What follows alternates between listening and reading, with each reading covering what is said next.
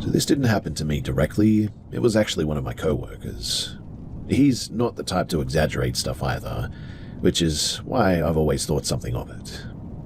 This was sometime mid last year, around July I think. He was doing grocery delivery on the side at the time, similar to apps like DoorDash and stuff like that, but it was in a pretty rural area, not the main part of town either. He got sent out to one of those sort of semi-rural areas where it's basically farmland mixed with random houses. It was already pretty late as well, around 10:30 p.m, and he said that he'd almost declined the job because it was out of the way, but it paid a bit extra, so he took it. The place that he had to deliver to, it was down a long stretch of road with no streetlights, just fences, paddocks, and the occasional driveway. The GPS was working, but he said that it felt off because there were barely any landmarks. Everything looked the same in the dark.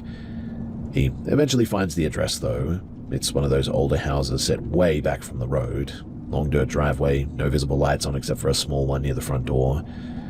He pulls up, but doesn't turn the engine off, just leaves the headlights on, grabs the groceries, walks them up, drops them at the door, takes the photo and turns around. Standard stuff. But then, on the way back to the car, he said that he got this feeling like someone was standing behind him all of a sudden. Not a noise exactly too, but just sort of like an awareness that you get sometimes. He turned around, but there was nothing there. He shrugs it off and gets back into the car. Now, the way that the road was set up, about 20 to 30 meters ahead was a T intersection. Straight ahead was just forest, and there were no houses, no fencing, just a line of trees. He starts driving forward, and as he's rolling toward the intersection, something hits the ground in front of him. Not small either, loud enough in fact that he slammed the brakes. It was one of those metal road signs. Not the main stop sign, but one of those smaller advisory signs. It had been standing upright, and now it was flat across the road. He said that there was no wind and no cars, no sound of anything moving it, which was strange. At this point, he's pretty on edge, and he sort of looks around with the headlights, but there was nothing that he could see. There was nobody either side of the road, no movements in the trees, nothing. He considered getting out to move it, but in the end he decided against it, and instead he slowly sort of steers around it, half on the dirt road, just wanting to get out of there. And as he turns left at the intersection, his headlights sweep across the tree line directly ahead of him. And that is when he saw it. He described it as a dog at first, medium to large size, pale, almost white coat, standing just inside of the tree line. But the part that stuck with him wasn't the dog itself, it was how still it was. No shifting, no flinching from the headlights, nothing. Just standing there looking straight at the car. He said that the eyes reflected back like normal animal eyes do, but they didn't move. No blinking, no head turn, nothing. Just completely zeroed in on him. He slowed down for a second without really meaning to, then had that gut reaction like, don't stop here. So he kept going. After he passed it, he checked the mirror, and he said that this thing got up on two legs and ran into the tree line. And upon seeing that, he literally took off. He told me that he didn't go home straight away either. He drove back toward town, parked under some streetlights near a gas station, and just sort of sat there a bit, trying to calm himself down. But here's the part that made the whole thing even worse for him. The next day, he went back during daylight, not to investigate anything weird, but he just wanted to prove to himself that it was normal, that the place was regular, that the house was there, same as before, but the intersection looked different in a way that he couldn't explain. And the sign that fell? Still there, but bent at the base like it had been loose for a while. The tree line area where he saw the dog as well, there was a wire fence running along it that he somehow didn't notice at night. There were no gaps in it from what he could see, which was weird because there's no obvious way for a dog that size to be standing where he saw it. He actually ended up asking one of the nearby property owners later when he was doing another delivery out there, just sort of casually mentioning it, seeing a white dog around. The guy told him that no one in that stretch keeps dogs loose because of livestock here. In fact, he said that if anything does get out, it usually doesn't last long here. So yeah, it could have been nothing, I suppose. Loose sign, random stray, bad lighting. But he insists that he saw that dog get up on two legs and run like a person. He still delivers, but he now pretty much avoids that area if he can, even if the pay is better. And honestly, hearing him explain it all, I probably would too.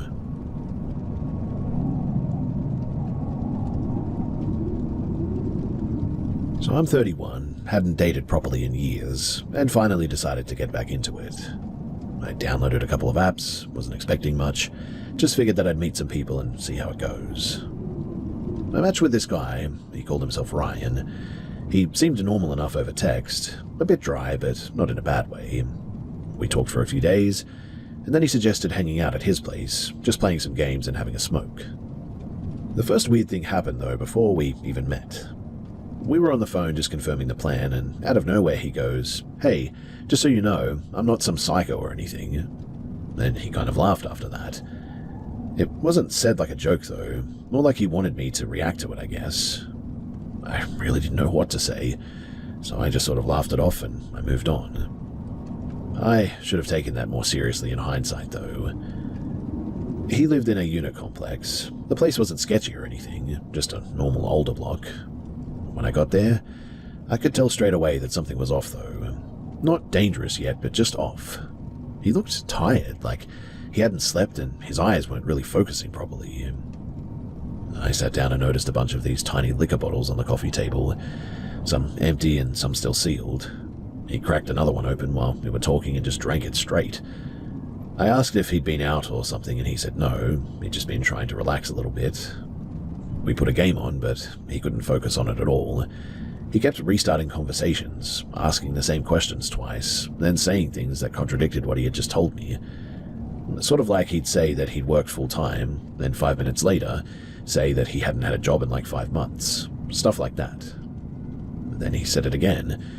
"You're all right. I'm not going to hurt you or anything, you know." Same tone as before, not joking, just dropped it into the conversation like it belonged there.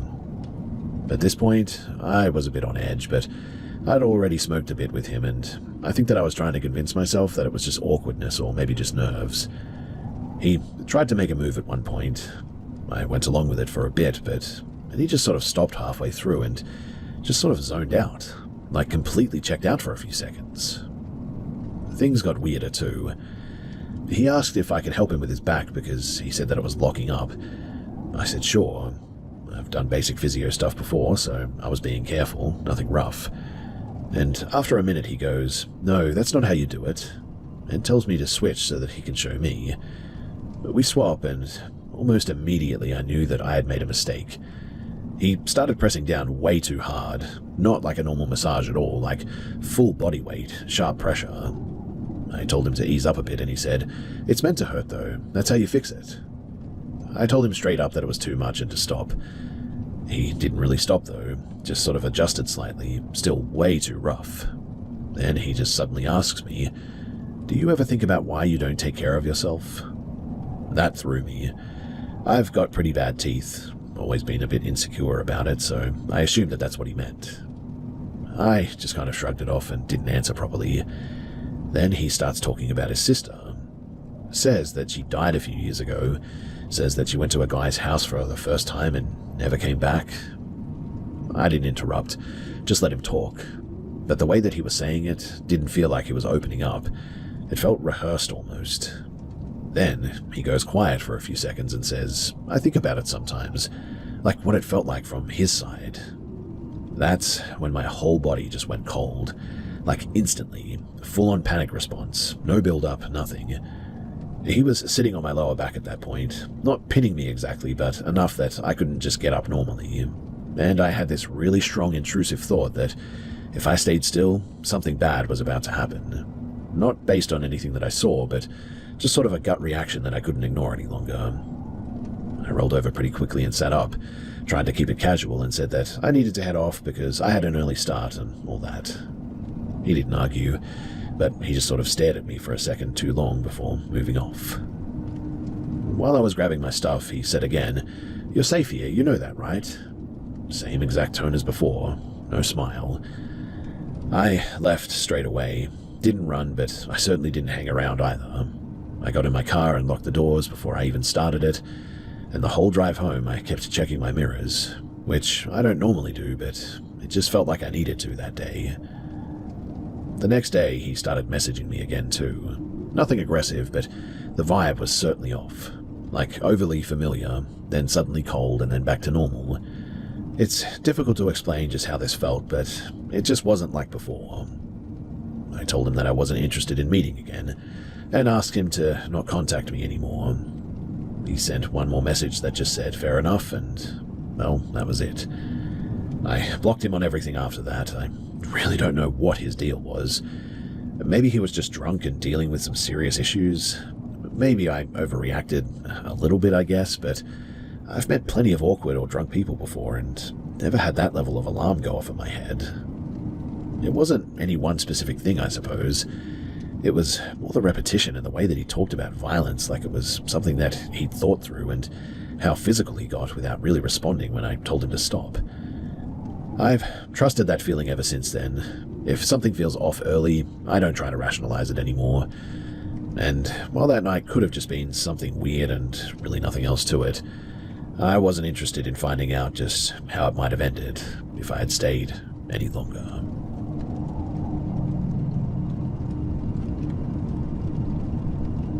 This was back in 2011, when me and a group of friends, Alex, Sam, Tori, Matt, and Jordan, decided to go camping in the Great Otway National Park.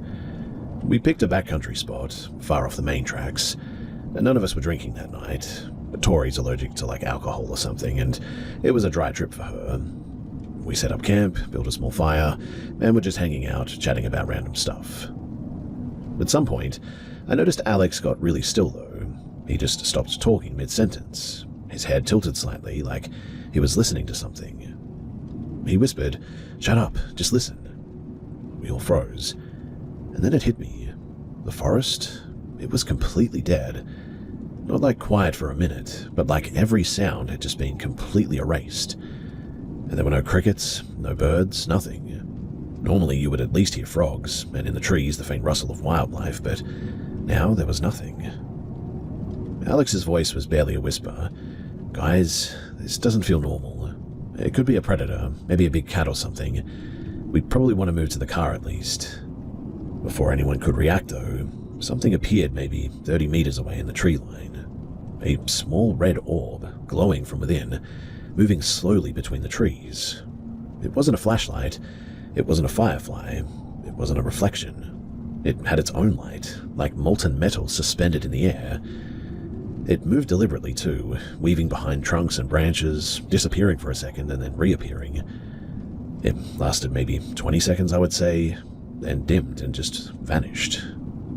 And just like that, the forest sounds, they came back. The frogs, the wind, the subtle buzz of the night, it all returned at once. We sat there stunned.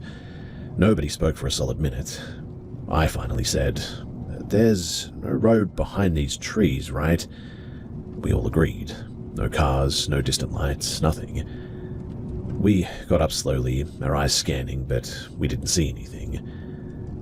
We didn't talk too much after that. We decided to pack up and move to a proper campsite with other people instead. Something lit, something that felt safe.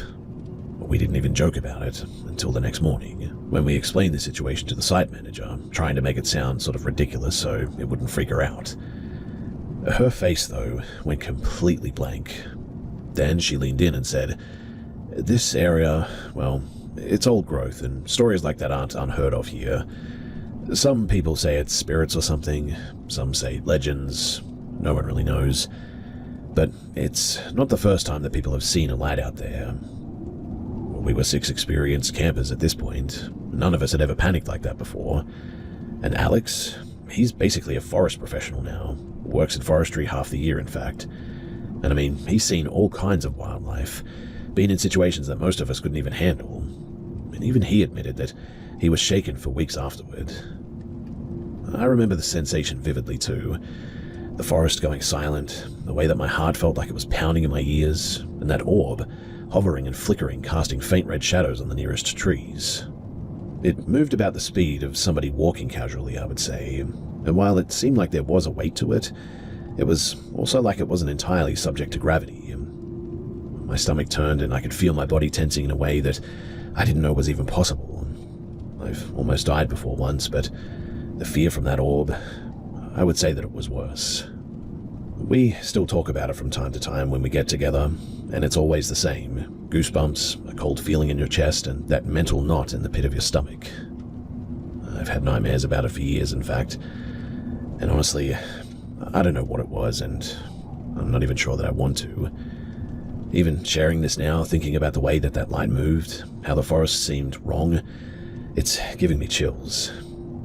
There's definitely something out there that we don't understand, something that can make the world go completely silent for a moment like that. And it's big enough and intelligent enough that you notice it before you even realize that you're that terrified.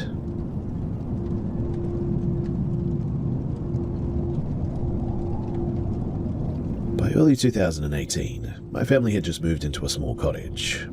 We were still unpacking when the weather suddenly turned absolutely brutal. A blizzard hit, cutting off all the nearby roads. The entire area was blanketed in deep snow, and the village felt completely isolated. With schools closed for almost 2 weeks and nothing much to do as well, I decided to eventually take my dog Max out for a walk. I was pretty new to the area and wanted to check out the nearby woods and the bogland. So after trudging through the snow for about 20 minutes, we reached the edge of the bog. There was a faint trail that I noticed that led into a small patch of artificial woodland, trees planted in rows, clearly human-made. I followed the trail deeper though, Max sticking close. The snow was soft and fresh, and the forest was eerily quiet. That's when I saw some strange prints. They looked like hoof prints, but small. Probably a young deer, I thought. But they also didn't really make a lot of sense. What I mean is that they started right in the middle of the trail, as if something had appeared out of nowhere, and then, just a few meters further along, they stopped. Not a trail leading into the woods, not a splash in a snowdrift, they just ended. I walked over the prints slowly, squinting at each one. They were all the same size, evenly spaced, perfectly formed, as if whoever or whatever was walking had been careful enough to not slip. I reached the surrounding snow and the trees to see if the deer had leapt off. Maybe it was hidden under the snow or something, but there was nothing. No broken branches, no scattered twigs, nothing to suggest that it left the trail in a natural way. Even Max, who usually runs ahead sniffing everything, was suddenly hesitant, growling softly at the forest. I decided to keep moving along the trail, following the prints to where they ended. The deeper that I went, the heavier the feeling in my chest became, though, like something was watching me.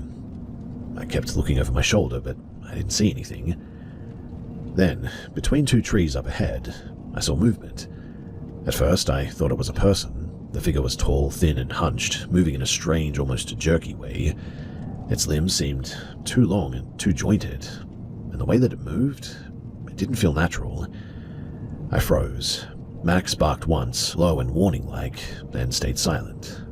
The figure stopped too. It had a pale greyish complexion, and the head, it wasn't quite human. It was elongated with a narrow face, almost no visible mouth, and dark eyes that reflected the dim light in a way that made it impossible to look away. I swear that I could also see faint hair or bristly fur along its shoulders. The arms were long, dangling almost to its knees, and the hands looked wrong, thin and claw-like fingers. It just stared at me, and I couldn't move. I couldn't speak. I felt my stomach tighten, like my body knew that I was in danger, but had no way to react. I stood there like that for, I don't know, maybe 5-10 seconds, and then it turned and glided between the trees, disappearing as silently as it appeared. I tried to rationalize it, that maybe it was a deer that had lost its way in the snow, maybe a person in some kind of a costume, but honestly, there's nothing that I could come up with. The proportions, the movement, the way it appeared and just vanished like that, nothing made sense. Over the next few days, I kept exploring the bog and the surrounding forest, partly out of curiosity, but partly because I couldn't shake the feeling that something was out there. And that's when I noticed tracks that didn't belong to any animal that I knew. They were humanoid-ish, I would say, but with long, narrow feet, clawed toes, and uneven strides. Some prints were upright, like somebody walking, but others seemed crouched or sort of elongated, as if whatever it was could shift between postures. Sometimes I'd glance up and catch movement at the tree line, a shadow slipping between the trunks, but whenever I focused, nothing was there. I never did see it again directly after the first encounter, but the tracks kept showing up for days afterward, always ending abruptly, like the creature literally just disappeared into thin air. Every time that I walked the trail alone, Max would growl or stiffen, refusing to go any further. And years later, I still have no explanation. I have the snow-covered landscape, the prints, and the memory of something distinctly inhuman watching me from the woods. I took some photos that day as well, but like with the prints, nothing in the pictures shows the creature or anything really, I guess, definitive proof. The image is just like snow, trees, and shadows, and a few prints here and there that look a little bit odd. These days, though, I don't go back to that forest now. I stick to the roads and the cleared trails. But if anyone has a rational explanation for the phantom deer prints or human tracks like this, then honestly, I'm all ears. Deep down, though, I really don't think that there is one, but heck, you never know.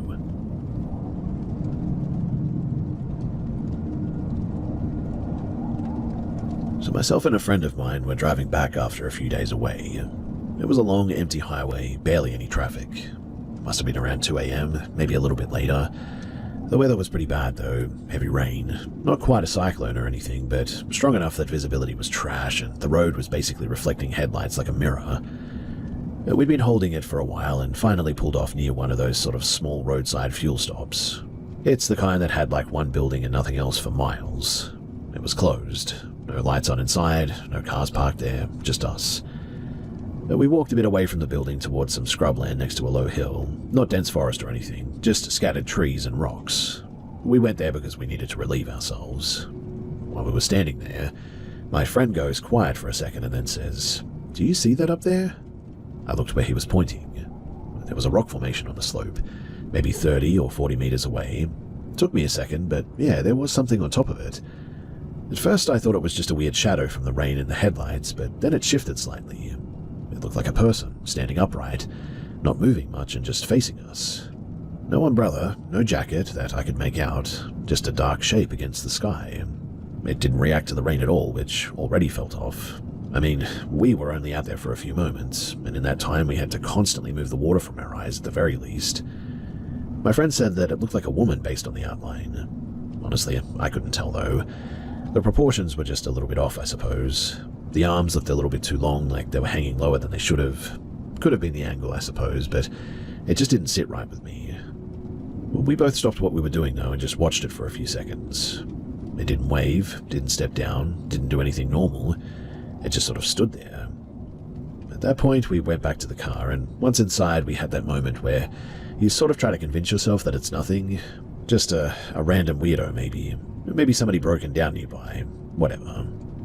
But it didn't explain why they were just standing on a rock in the middle of nowhere in that weather, looking down on us like that. My friend then suggested turning the car so that the headlights would hit the hill properly. I didn't really want to, but I did it anyway because he insisted. When the high beams lined up, things got worse. You see, the figure on the rock was gone, but instead, off to the side of the rock, we saw two people suddenly, both crouched down, dragging something across the ground. It looked like a large bag, the kind that you'd use for like heavy rubbish or maybe equipment or something. They were pulling it behind the rock, like they didn't want it visible from the road. Both of them were dressed fully dark, hoods or something over their heads. When the lights hit them, they both turned at the same time. That's when I noticed their faces. They were not normal. Covered, but not just cloth, something solid. Smooth, pale shapes where their faces should be. It could have been masks, I suppose, but they didn't reflect light like plastic usually does. More matte and no visible eye holes from where we were. They only looked for maybe a second before continuing what they were doing, like we didn't even matter. What stuck with me more, though, was just how they moved. Not coordinated like two people working together, more like they were both reacting to the same signal at the exact same time. They were sort of in sync in a really weird way. I didn't wait around. I put the car in drive and got back on the highway straight away. We didn't talk much for a bit and just drove. About 10 minutes later, my friend asked me if I noticed something else back there, and I said yeah, the masks, the bag, all of that. And he said no. Before we turned the headlights, when the figure was still on the rock, he thought that it bent down in a way that didn't make much sense.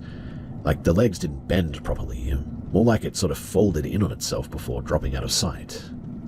I personally did not see that, but it certainly lines up with how I felt at the time, that whatever was up there, that it didn't move like a normal person. Here's the part though that really bothered me. So the next day I checked the map to see exactly where we stopped.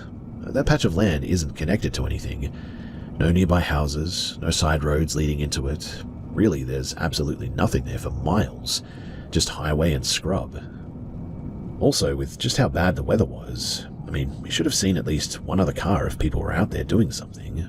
But unless they really hit it somewhere, I mean, I didn't see one. No headlights, no engine sounds, nothing except for the rain. I never did report it. Didn't feel like there was anything concrete to say without sounding absolutely insane. I mean, two guys with masks dragging a bag in the rain and some strange figure that folded in on itself up on a rock. That isn't exactly useful without details, and we didn't stick around long enough to get any either. Still, the part that I cannot explain is the first figure. I mean, where did it go in that split second? And why did it look so wrong to me? I haven't stopped in isolated places like that at night since then, because honestly, it's just not worth it.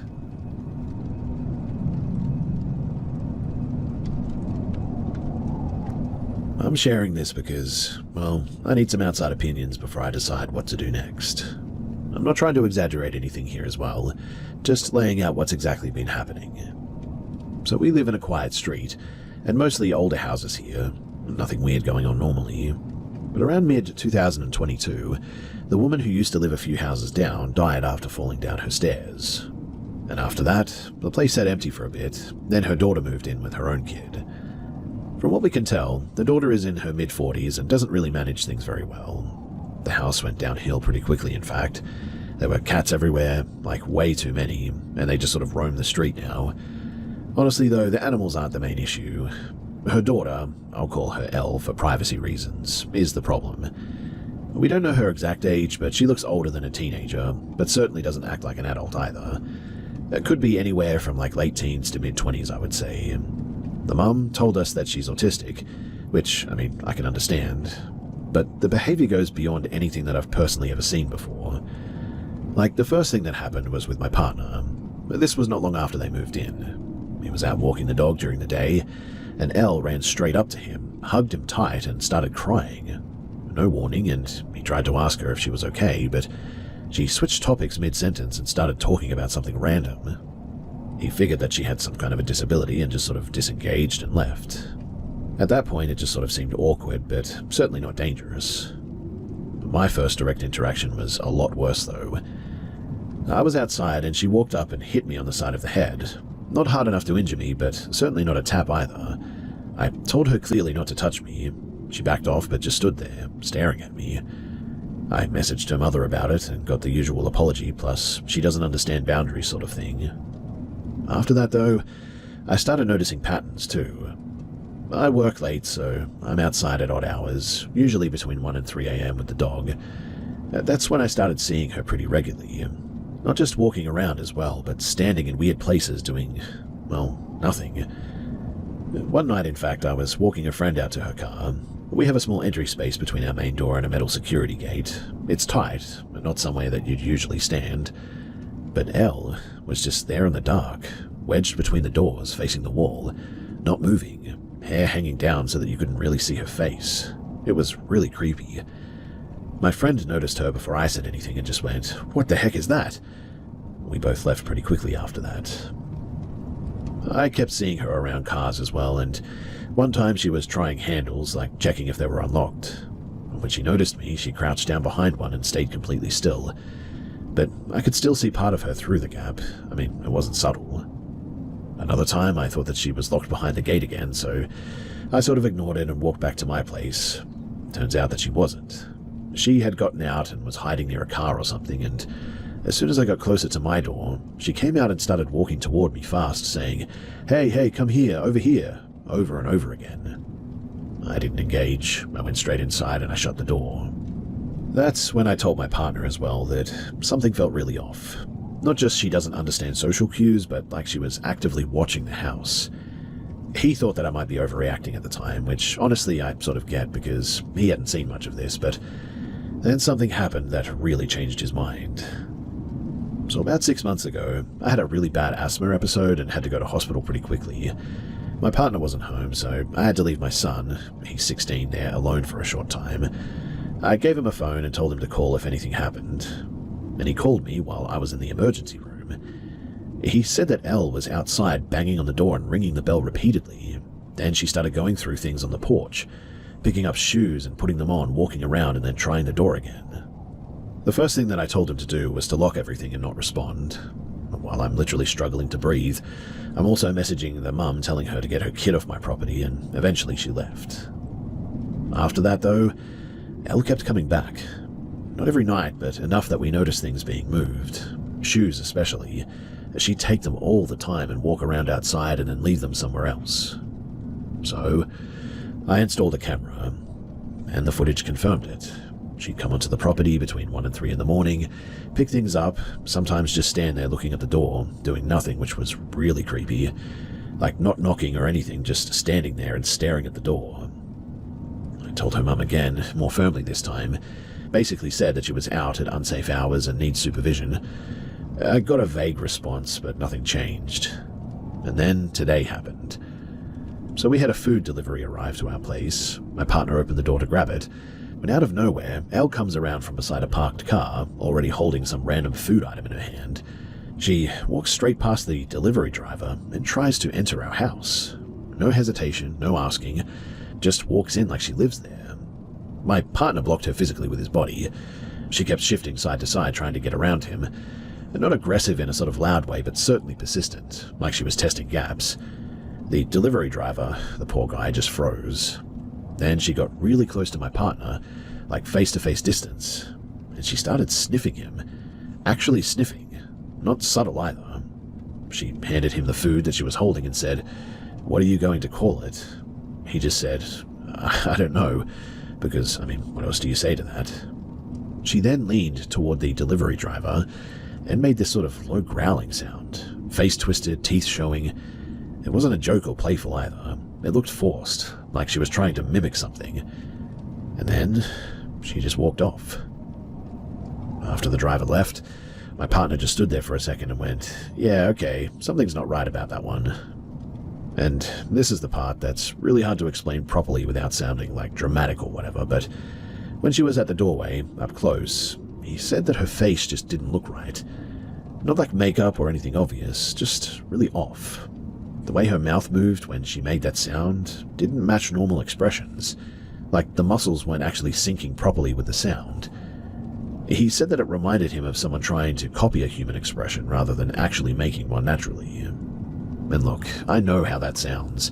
I'm not saying that it was anything supernatural or anything too, but it definitely was really weird and enough to shake him. And so, now we're at the point where this isn't just annoying neighbor sort of thing anymore. She's entering the property at night, trying doors, approaching us physically, and now attempted to walk into the house while we were distracted. Her mum isn't controlling it or trying to do anything about it too, and we're considering reporting it, but we're not sure how that goes given the situation. Right now we've added more cameras and keep everything locked, even during the day. And I don't think she's just wandering as well. I think that she's actually fixated on this house in particular, and on my family. I don't really want to wait and see how far that goes, and so that's why I'm here. Do you guys have any advice or know anything about how to handle something like this?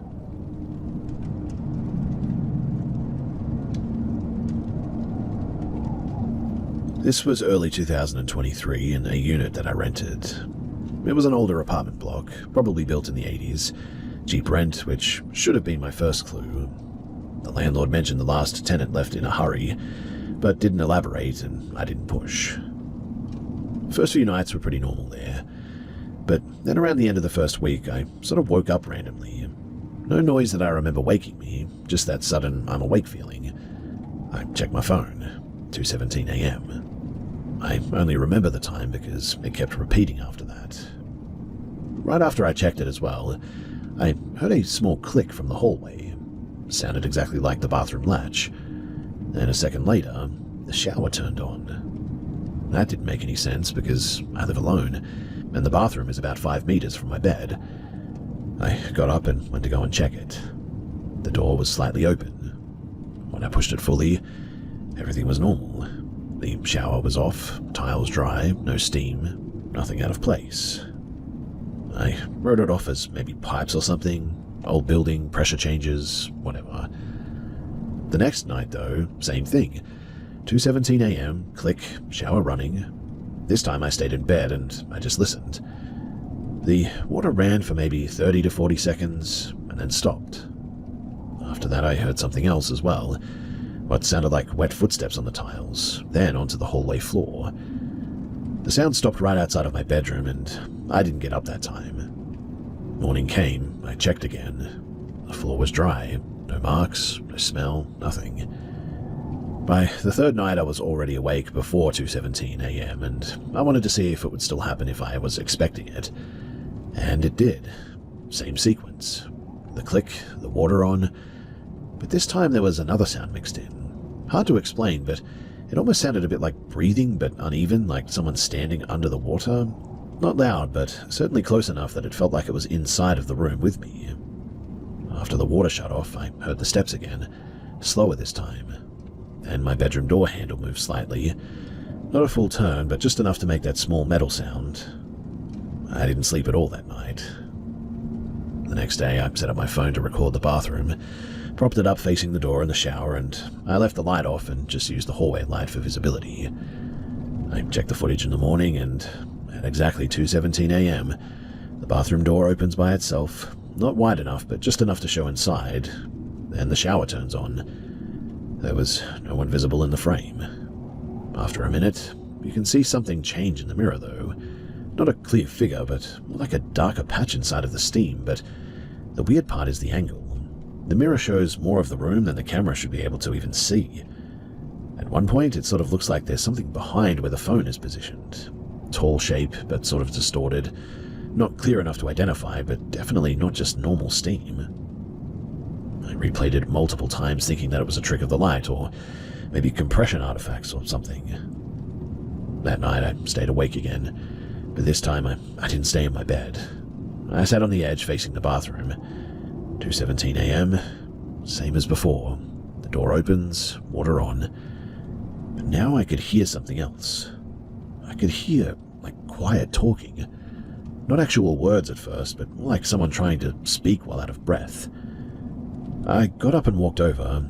I don't know why, probably curiosity more than anything, but the bathroom was filled with steam, even though it hadn't been running long, and the mirror was fully fogged. Then I noticed movement on the mirror itself. Something was tracing lines through the condensation from the inside, almost like a finger dragging across it, slow and deliberate. I just stood there. It didn't spell anything out. It was just sort of random. I said out loud at this point, "What is this?" Not yelling and just talking. As soon as I spoke, though, the water shut off immediately, and everything went quiet. Then I heard something behind me. Not footsteps this time, but more like fabric dragging across the floor. I instantly turned around, but there was nothing there. When I looked back at the mirror, the random swirls and everything were now gone, completely wiped, like it had never even been there. As you can probably imagine too, that was enough for me. The next day I started packing, and before I left, I asked the landlord directly if anything had happened in the unit before me. He avoided the question at first, then said that the last tenant complained about noise at night and water issues, but nothing was ever proven. I didn't push any further. One more thing, though, is that on the last night I slept at a friend's place, but I went back the next morning to grab the last of my stuff, and I checked the camera one final time. There was a recording from 2:17 a.m. again. Same door opening, same shower turning on. But this time, for a brief second, the camera picked something up properly. In the reflection there was a figure standing in the hallway. Tall and thin, but you couldn't make everything out exactly. The head was sort of slightly tilted, I would say, like it was trying to look at itself in the mirror, and the way that it stood didn't look very stable. And then it was just gone again.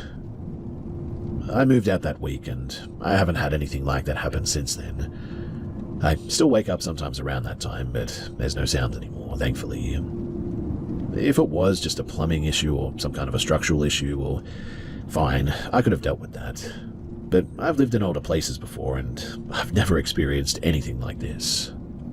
Either way, I'm not going back there to figure it out, and I just hope that the next person, well, that they're doing okay.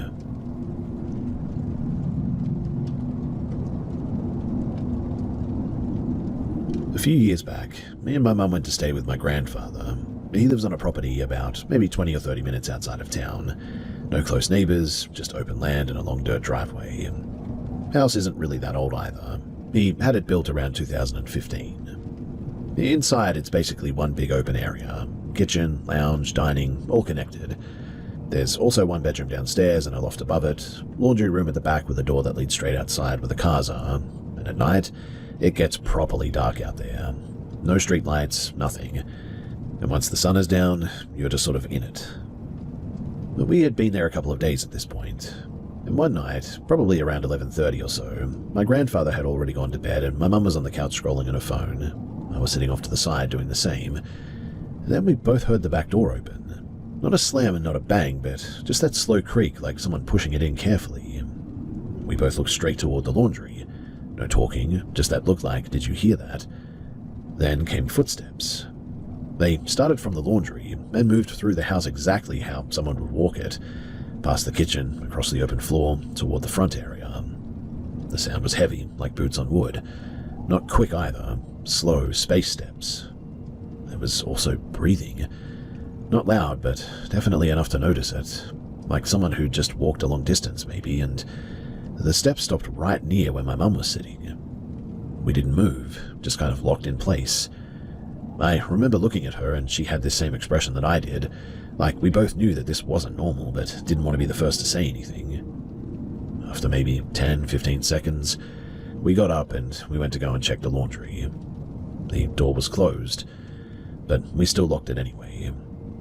We did a quick look around the house, but there was nothing there. No footprints, no sign anyone had actually come in, nothing. We didn't tell my grandfather in the end. He's older and probably wouldn't have handled it well, or maybe even just brushed it off completely. That night, though, I barely slept. The next day, Mum went around doing her thing, burning stuff, saying prayers, or whatever it was that she was doing. I'm not really into that personally, but she was clearly shaken, which really is not like her. I've stayed there a couple of times since then, including alone. That's where things got worse for me personally. When I stayed alone, I slept up in the loft there, and you can see down into the main living area from there. The first night I kept the lights off and just tried to ignore everything, but at around 2 in the morning I started hearing movement downstairs. Not clear footsteps like before, more like shifting weight I would say, like the floor creaking in spots where someone could be standing still rather than walking. At one point I looked over the edge. I didn't see anyone, but I did see something that didn't really line up right. There was sort of a shape near the kitchen area, but I couldn't really make it out exactly. The height and the posture were a bit strange, too tall for where the ceiling dipped slightly, and the way that it was positioned didn't match how a person would really stand, but it sort of looked like it was leaning forward but still upright at the same time. I watched it for a few seconds trying to make sense of it, then it moved. Not a normal step too, more like it shifted its whole body sideways without adjusting its legs properly. It did not look like a natural movement at all. I went straight back from the edge and I didn't look again. After that, I put headphones in and I didn't take them out until morning. The next time that I stayed there, I blocked the loft opening with a blanket so I couldn't see downstairs at all. Still heard things though, like low talking but no actual words that I could make out. It wasn't constant, but just enough to keep you from settling. And well, after this, I don't stay there alone anymore. Now, the other part of this that really added to it all is that in early 2024, I spent a month somewhere nearby and I was staying near a river that locals don't like being around at night. My girlfriend at the time lived across it, so we had to cross a bridge pretty regularly. Every time we crossed after dark, she would get tense as well. Not joking around either, but actually anxious. I asked her about it, and she said that people avoid that stretch because of things that have happened there in the past. I spoke to an older woman who lived near the river, limited English but enough to understand each other, and she told me straight up that she sees things near the water at night and doesn't really question it anymore. Said that during the war, bodies apparently ended up in that river. While I was there, I didn't see anything clearly like at my grandfather's place, but I did notice the same kind of feeling, I guess you could say, like your body picking up on something before your brain really does. Just a heavy, uneasy feeling for no obvious reason. One night, though, riding back over that bridge, I glanced down toward the water and I saw something moving along the bank. It looked like a person at first, but the way that it moved really didn't match walking. It was slow to the ground, then upright again, then gone behind some brush. It could have just been an animal, I suppose, but it didn't move like one that I recognized. I didn't stop to check though, so I don't know, I can't be sure about that one. But between that and what happened back at home, I've stopped trying to fully explain all of this. I'm not saying that it's anything specific. I mean, it could be anything really, but that night with my mum, we both definitely heard those same steps, same breathing, same path through the house, and whatever I saw from the loft wasn't something that I could match to a normal person moving around downstairs either. I still go out to the property from time to time, just not overnight unless somebody else is there with me, because that's about as far as I'm willing to test it.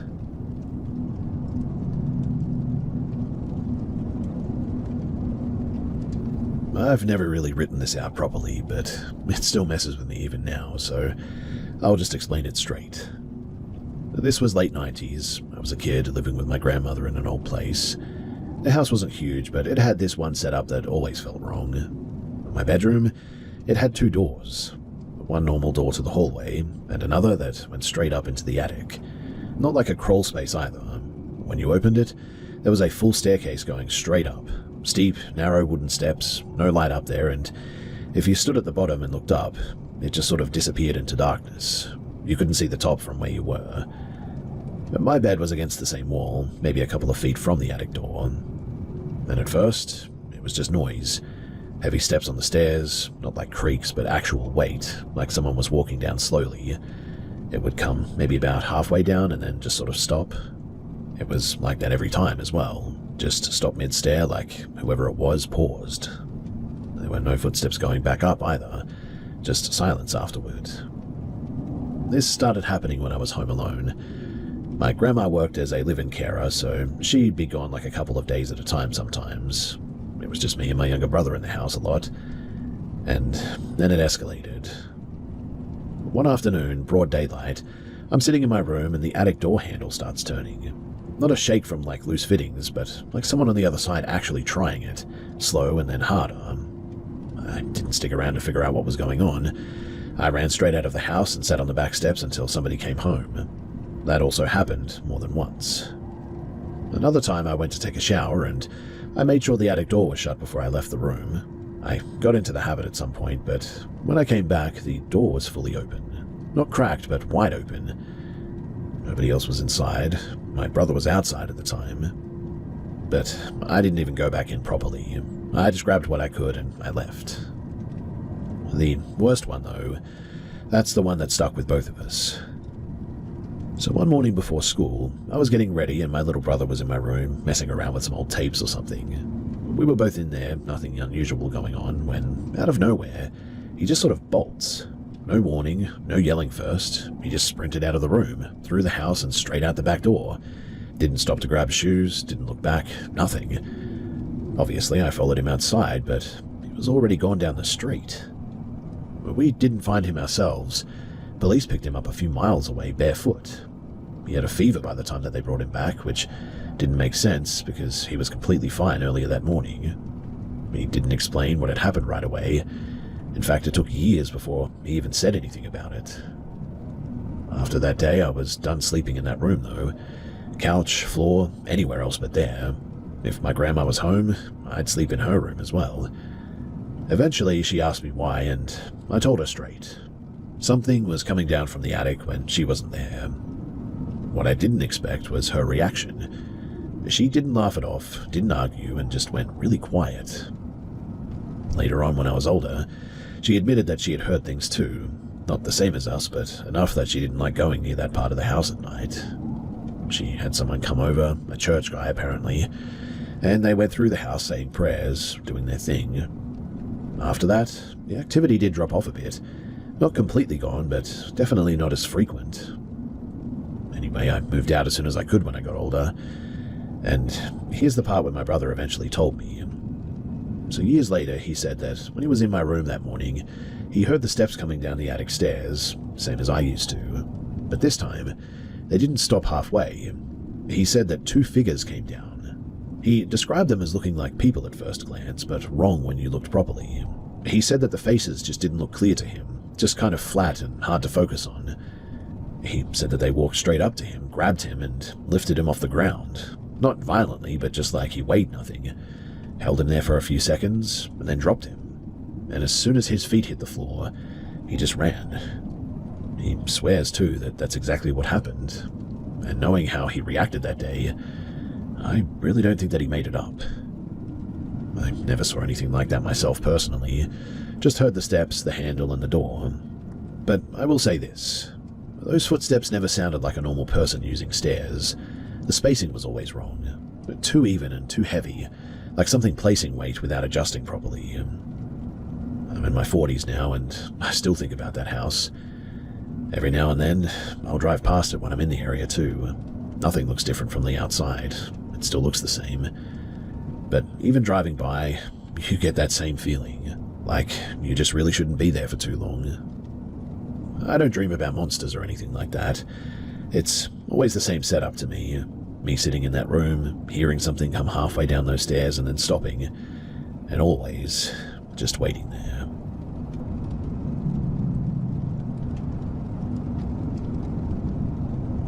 So this isn't my story directly. It's from someone that I knew pretty well. I've heard it a few times over the years, and the details never changed, which is why it always stuck with me. So this happened around 2018 when she was doing a semester abroad. She was sharing an apartment with 2 other students in one of these older concrete buildings. You know the ones. Long hallways, thin walls, and one elevator that took way too long to get to you. She wasn't the type to get spooked easily either. Pretty practical person, not into ghost stuff at all. And one night, she stayed late at the university library, and it was raining pretty hard that night, like constant heavy rain, not just a light shower. She missed her usual tram and had to take a later bus, unfortunately, and by the time that she got off near her building, it was already after midnight. The street wasn't empty, there were still some people around, cars going past, normal city noise, but when she started walking faster toward her building to get out of the rain, she said that she heard footsteps coming from behind her. Not random steps too, but paced exactly with hers, like somebody was trying to close the distance without being noticed. She stopped and turned around, thinking that someone might be there, but there wasn't. Not even someone walking away. Just a couple of people further down the street doing their own thing. She brushed it off as maybe echo, and she went inside. Now, this is where it starts getting weird in a way that's really hard to explain. You see, she gets into the building, heads to the elevator, presses the button. When it arrives, she steps into it and hits her floor. The door should close almost straight away, but for some reason they didn't. They stayed open longer than normal, like something was stopping them. But there was nothing in the doorway. She even leaned forward slightly, thinking that maybe the sensor was picking something up, but still nothing. Eventually the doors closed on their own and the lift went up. When it reached her floor and opened, she said that she had that same feeling again, like someone was right behind her. Not just a feeling either. She said that she could hear it. Footsteps again, same pace, right on her timing. She stepped out and immediately turned around, but the lift was empty, door still open, no one inside and nobody stepping out. At that point, she started walking faster down the hallway, a little bit spooked. It's a straight corridor, maybe 10 to 15 doors along it, and she could hear the steps again behind her, matching her exactly. She stopped again and turned again. There was nothing. This happened 2 or 3 more times in that short walk. Every time that she moved, it sounded like something moved with her. Every time that she checked, there was nothing there. By the time that she got to her apartment door, she said that her hands were shaking enough that she struggled with the key. She got inside, shut it properly, locked it, and just stood there listening. No footsteps in the hallway anymore. No movement. Just quiet. She checked the whole apartment too. Rooms, bathroom, kitchen. Her flatmates were both out of town that night, so she was alone. And after a bit, she started calming down. Probably just stress, late night, bad weather, all that. Then somebody knocked on the door. 2 knocks, clear and deliberate. Not loud, just like normal knocks, but like someone knew that she was there. She froze and didn't answer straight away. Then she asked who it was. There was no reply. She checked the peephole. Empty hallway. There was no one standing there and nobody walking away that she could see. She waited maybe 20-30 seconds thinking that maybe they moved out of view, but no one ever showed up. She actually picked up her phone at that point and was about to call building security. when it happened again. 2 knocks, same pattern, slightly louder this time. She went straight back to the door and checked again, but there was still no one there. No sound of footsteps leaving, no elevator noise, and nothing. At this point, she is properly panicking, not just scared, like full-on physical reaction, shaking, breathing weird, all that. She called security from the building intercom, though, and also started dialing the police on her phone. While she's on the call, it happens again. 2 knocks. But this time, there was a voice. She said that it sounded like a man, but not normal speech, almost like someone repeating something that they'd heard somewhere else. Not shouted, not whispered either, just clear enough to hear through the door. She said that that's the point where she just dropped to the floor. She didn't black out completely right away, but she couldn't move or respond properly for some reason. The security guy showed up first. He checked the hallway, the stairs, even went floor to floor, but there was no one. Police came after that and did a more thorough check. Same result. No sign of anyone messing around. No reports from any other tenants, nothing on the entry camera showing someone following her in or anything, but you definitely see her turn around a few times as if somebody is there. Now, here's the part that's always stuck out to me when she told it later. You see, the building had cameras at the main entrance and near the lifts. Security reviewed it with her the next day, and she walks in alone, stands at the elevator alone, gets in alone, doors stay open for longer than usual, noticeably longer, but there's nobody else entering. And when the lift reaches her floor, the camera in the hallway shows the door open and her stepping out.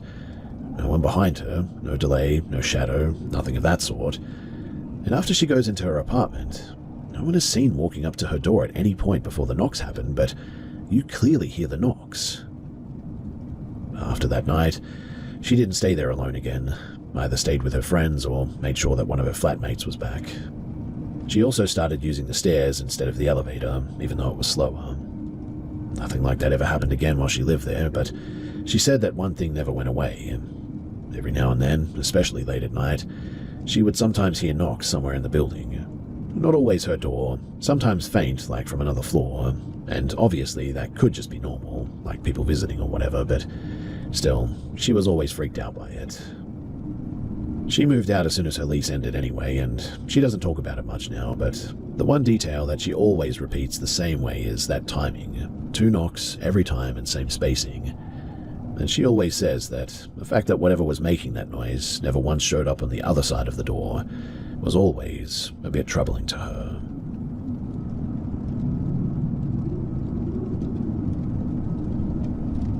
This all started last year, when me and my girlfriend were living in a small apartment complex in Columbus.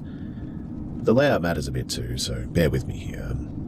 It wasn't one big building, more like a loop of smaller buildings facing inward, with a shared driveway in the middle too. Behind the buildings, there's a strip of trees. Not a proper forest or anything, but enough that once you step into it, you cannot really see the apartments anymore. Now, we had a routine where we would drink at night and then go for a walk around the complex before going to sleep. We never left the area, just circled around the buildings really. The night that this happened, we'd been talking about something heavy before going out. Not arguing, but definitely emotional. She's had stuff going on for a long time that she doesn't really get past, and we were talking about it again that night. Anyway, we go outside and we're talking, joking a bit, normal stuff. And at some point, I start walking backwards, so I'm like facing her while we talk. We end up near one of the buildings that has a small back parking area. That part of the walk barely has lighting, but maybe one weak light and a couple of cars usually parked there. And while I'm walking backwards, I hear a woman say, "Hey." Not loud and not quiet either, but just like someone trying to get your attention sort of thing. I obviously assumed that somebody was out there, maybe another person walking around or heading to their car. I didn't really feel nervous or anything. I mean, I looked past my girlfriend into the dark area trying to see who it was, but I couldn't make anything out. So I said, "Hey," back. Twice, actually, because I thought that maybe they didn't hear me at first. Now, this all happened pretty quickly, but my girlfriend hadn't even turned around yet. She was still focused on me. Then she finally looks behind her, and the second that she does, her whole face just changed, like immediate panic. No hesitation, and she just turns and literally runs. I didn't ask anything, I just ran with her, and we didn't stop until we got back to the front of the building. She sat down on the steps trying to catch her breath, and I asked what the heck just happened. She said that there was something standing in the parking lot behind her, not moving toward us, but just standing there. And she described it as looking like a person shape-wise, but completely wrong. Way too tall for how thin it was, and she said that the skin looked completely white, like no color at all. The part that got me was what she said next, though. She said that it turned its head toward us, but not in a normal way, more like it snapped into position instead of moving naturally. I didn't see anything myself personally, I only heard the voice. We went back inside and we locked the door, and just tried to make sense of it all. At the time, I sort of leaned toward it being somebody messing with us. Maybe someone standing in the dark, maybe lighting made them look weird or something. Maybe we were both just sort of off because we'd been drinking. She didn't agree, though. She thought that it was something attached to her. She had moments before where she thought that she saw things out of the corner of her eye, but I'd never experienced anything with her, well, until that night. But after that, we stopped doing those walks altogether. Nothing major happened again while we lived there, but she would occasionally say that she felt like someone was watching her when we were outside at night. We moved out a few months later, different part of the state, new place, new setup. I honestly forgot about the whole thing. Then, more recently, I went out of town for a couple of weeks to visit some family near Asheville. She stayed behind, crashing at a friend's place while we were sorting out another move. And that's when she told me something that she had never mentioned before. For about a week, she said that someone had been coming up to the living room window at night and just standing there and looking in. Not knocking and not trying to get in, but just standing close enough that you could tell that something was there, but not clear enough to see the details. She said that it looked like a shadow most of the time. I immediately assumed that it was an actual person. I mean, that's the logical answer, right? So I told her to call the police if it happened again. But she said something that really bothered me. She said that it would only stay for a bit and then leave, and that it always showed up around the same time each night. She never called anyone because it stopped on its own after about a week.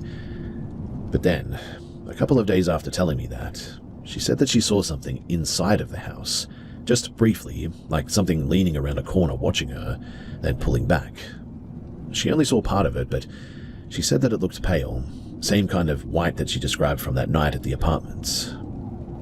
At that point, I went back and read what I had written about the original incident, and that's when it started lining up in a way that I really didn't like.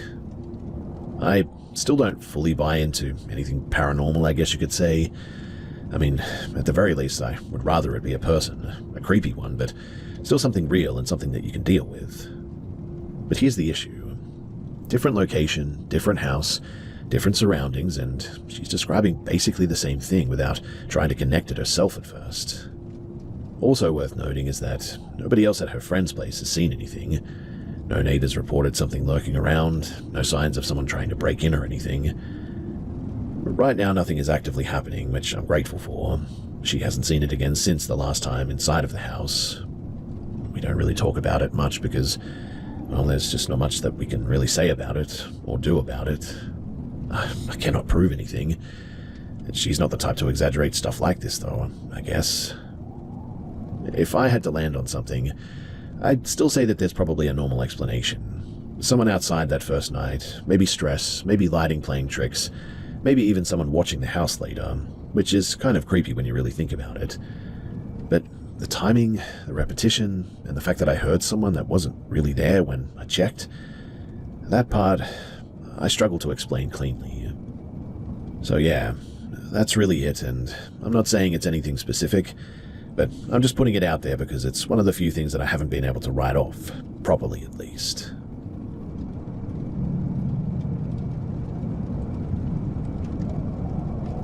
So this happened when my partner and I were doing a lot of camping trips.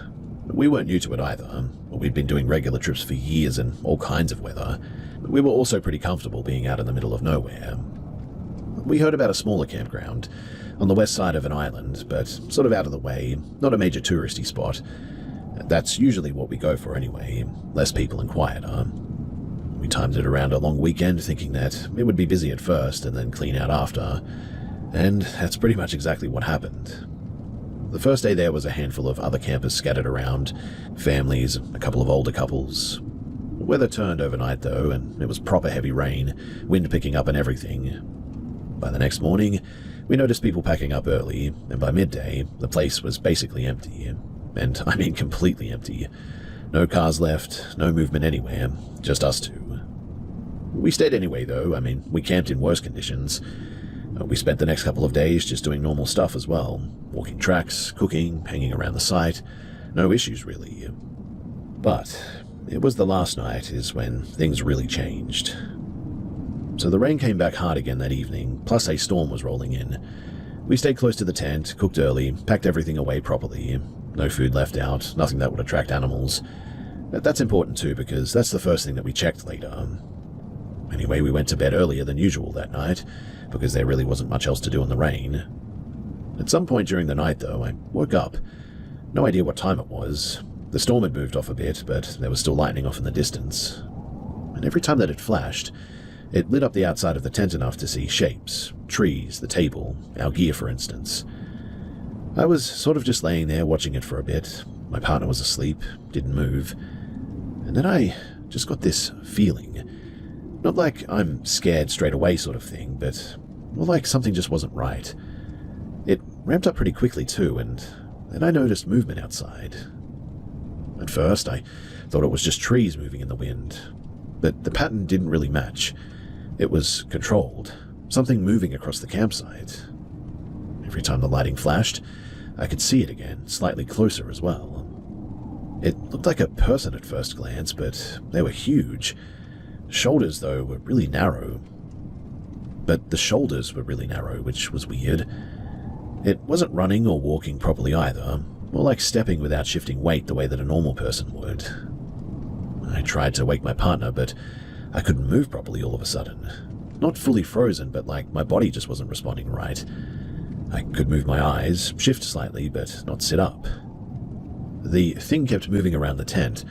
Not random either. It did a full pass around us, stopped at one side for a few seconds, then moved again. The closest that it got was right near the entrance too. And this is the part that I still can't line up with anything normal. So it didn't unzip the tent or touch it in any way from what I could see, but from my angle, during one of the lightning flashes, it looked like part of it was inside of the tent. Not fully, but like it was overlapping the edge. I remember focusing on that, trying to make sense of it, and then after that, I don't remember anything. In fact, the next thing that I know, it's morning time. The rain had stopped, my partner was outside already cooking, and I got up and told him straight away what I saw. He didn't take it seriously at first, said that it sounded like a dream or one of those half-awake states sort of thing. I pushed it a bit though, because it didn't feel like a dream. I've had bad dreams before, and this really wasn't the same. He didn't argue, but he didn't agree either, just kind of brushed it off. I still felt off though, like not just scared, but unsettled in a way that didn't go away, like a sense of dread was sitting deep in my stomach. We ended up packing up that day instead of staying any longer, and a few months later, it came up again randomly, and that's when he admitted something. So he said that he woke up that same night as well. Didn't see anything at the time because he thought that it was just his imagination, but he saw something moving outside too, apparently. Same general shape and same kind of movement. He said that he didn't get the can't move feeling like I did, but he stayed still and watched it for a bit, then apparently went back to sleep thinking that it wasn't real. When I told him my version in the morning, that's when he realized that it lined up way too closely. We went over the practical stuff after that. No footprints, but, the ground was soaked from hours of rain, so anything would have been wiped away anyway. No missing food, no damage to gear, no other campers around who could have been messing with us that we knew of anyway. Also, no torchlight, no sound of someone walking normally, no voices, and nothing like that. If it was a person, then they were moving in a way that didn't really match normal movement and didn't interact with anything around them. We still camp now, just not in places that are isolated anymore. And I don't think about it all the time, but when I do, I keep coming back to the same issue. It wasn't just one of us. Two people waking up separately and seeing something in the same spot, moving the same way at the same time. That's not coincidence. I haven't been able to figure out exactly what I think of it all or come up with any sort of explanation, but we never went back to that campground either. Not really because we think that something's there permanently, but just the feeling that we get when we think about that place, well, it's certainly not good.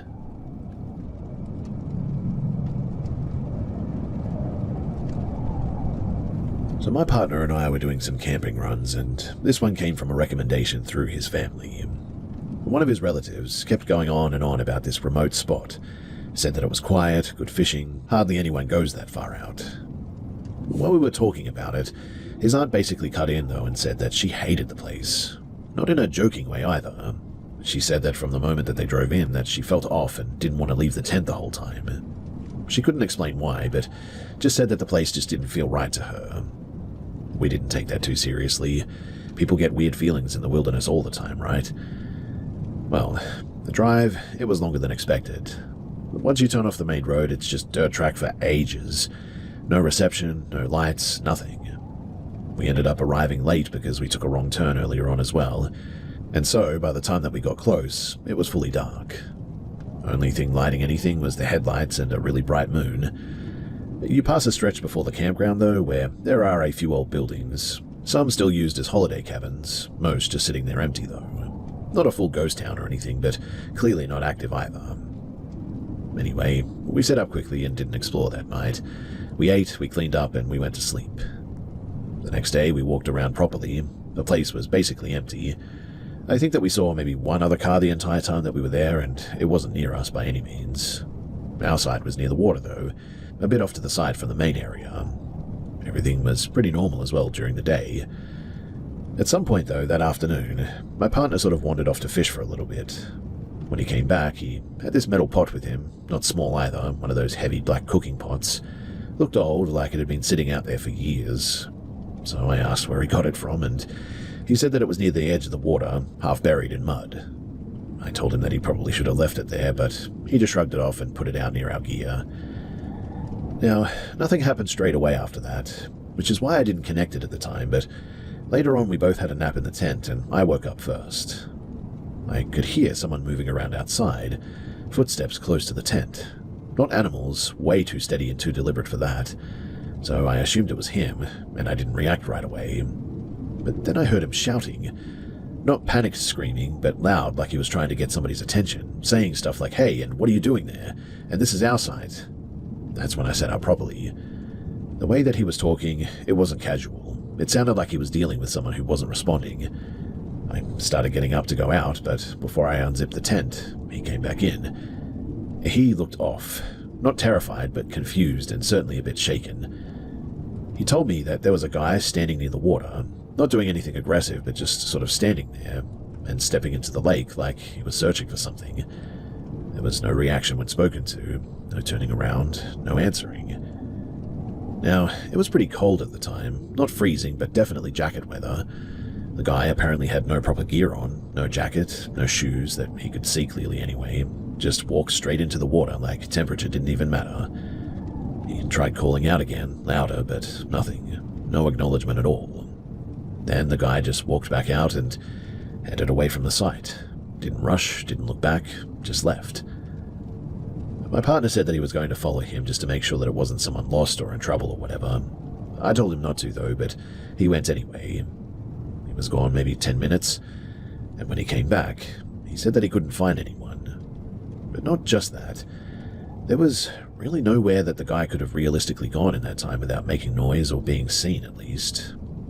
There were only a couple of other campsites in that direction, and they were empty. No cars, no gear or anything. Also, there were no tracks leading off clearly. The ground near the water was soft, so you would expect footprints, but between the damp soil and the debris, it wasn't obvious enough to track. We sort of both went quiet after that. At that point, it stopped being maybe we imagined something and turned into there was definitely something here and now they're gone. We packed up some of our stuff that evening just in case we decided to leave early as well. Nothing else happened that night, but neither of us really slept properly. The next morning, though, we had a look around the area in daylight, tried to find where the pot came from, too. Couldn't find anything that looked like an old campsite or a structure nearby. We ended up leaving that day instead of staying any longer, too. On the drive out, we passed back through the section with the old buildings. One of them had a small group of people just sort of outside doing some maintenance work. My partner actually stopped and asked if anyone else had been camping near the lake or anything that they had seen. They said no. One of them mentioned, though, that occasionally people wander through from further out, but it's rare and you'd normally hear vehicles or see signs of it at least. We didn't mention the details and we just left it at that. But looking back on it all, the timeline just doesn't really work. From when we first saw the guy to when he disappeared, there just wasn't enough time for someone to walk far enough to be completely gone without making noise. Also, the lack of response. I mean, even if someone didn't want to engage, you'd at least get some kind of reaction when someone's yelling directly at you from a few meters away, surely. I really don't know what to make of it. I mean, it was a really weird situation. Either way, though, we left the pot behind when we packed up, didn't take it with us. And hey, call us superstitious, but I just didn't feel like it was something worth bringing home after all of that.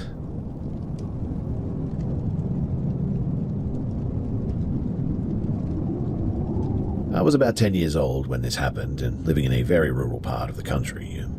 Not a town really as well, but just sort of a handful of houses spaced out and farmland and forests around for the most part. Our closest neighbor was directly across from our place though, and the next neighbor was about maybe a mile away. Beyond that, it was just dense forest pretty much everywhere. No shops, no schools, nothing. Nothing but dirt tracks and trees as far as you could see. We didn't have a TV at the time, and there wasn't much in the way of entertainment at home. My siblings and I, we mostly read, played with toys, or rode our bikes. We had a couple of yard dogs, both pretty alert, and I never remember feeling unsafe around here. For years, too, it was pretty quiet, almost too quiet, in fact, but here's some background about me. I've always had weird experiences with things that I just cannot explain. As a kid, I occasionally had things like whispers when nobody was there, light touches, or objects seeming to move. Nothing terrifying most of the time, but just a bit odd, I guess you could say. And I never really sorted it out either. It was always just there. Now, one afternoon, I was outside, watching the dogs run around the yard, when I saw someone jogging down the dirt road. He was a man, white, wearing shorts and a t-shirt, running toward the dead end of the road. I'd never seen him before. The dogs? They didn't bark or react at all, too. My mum didn't see him either, and didn't know who I was even talking about when I mentioned him.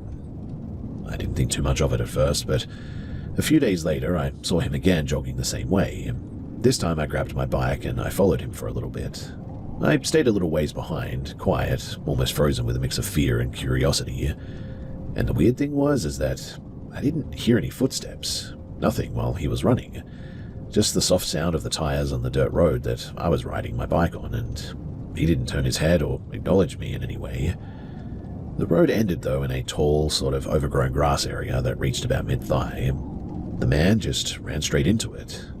And here's the really strange thing. So, there was no rustling, no sound, and nothing moved around him when he did. He sort of seemed to glide through it almost. My instinct screamed at me to stop, but something made me keep going a little bit further. I got off my bike and I took a step toward the grass when I heard my mum's voice come from behind me, shouting Maggie.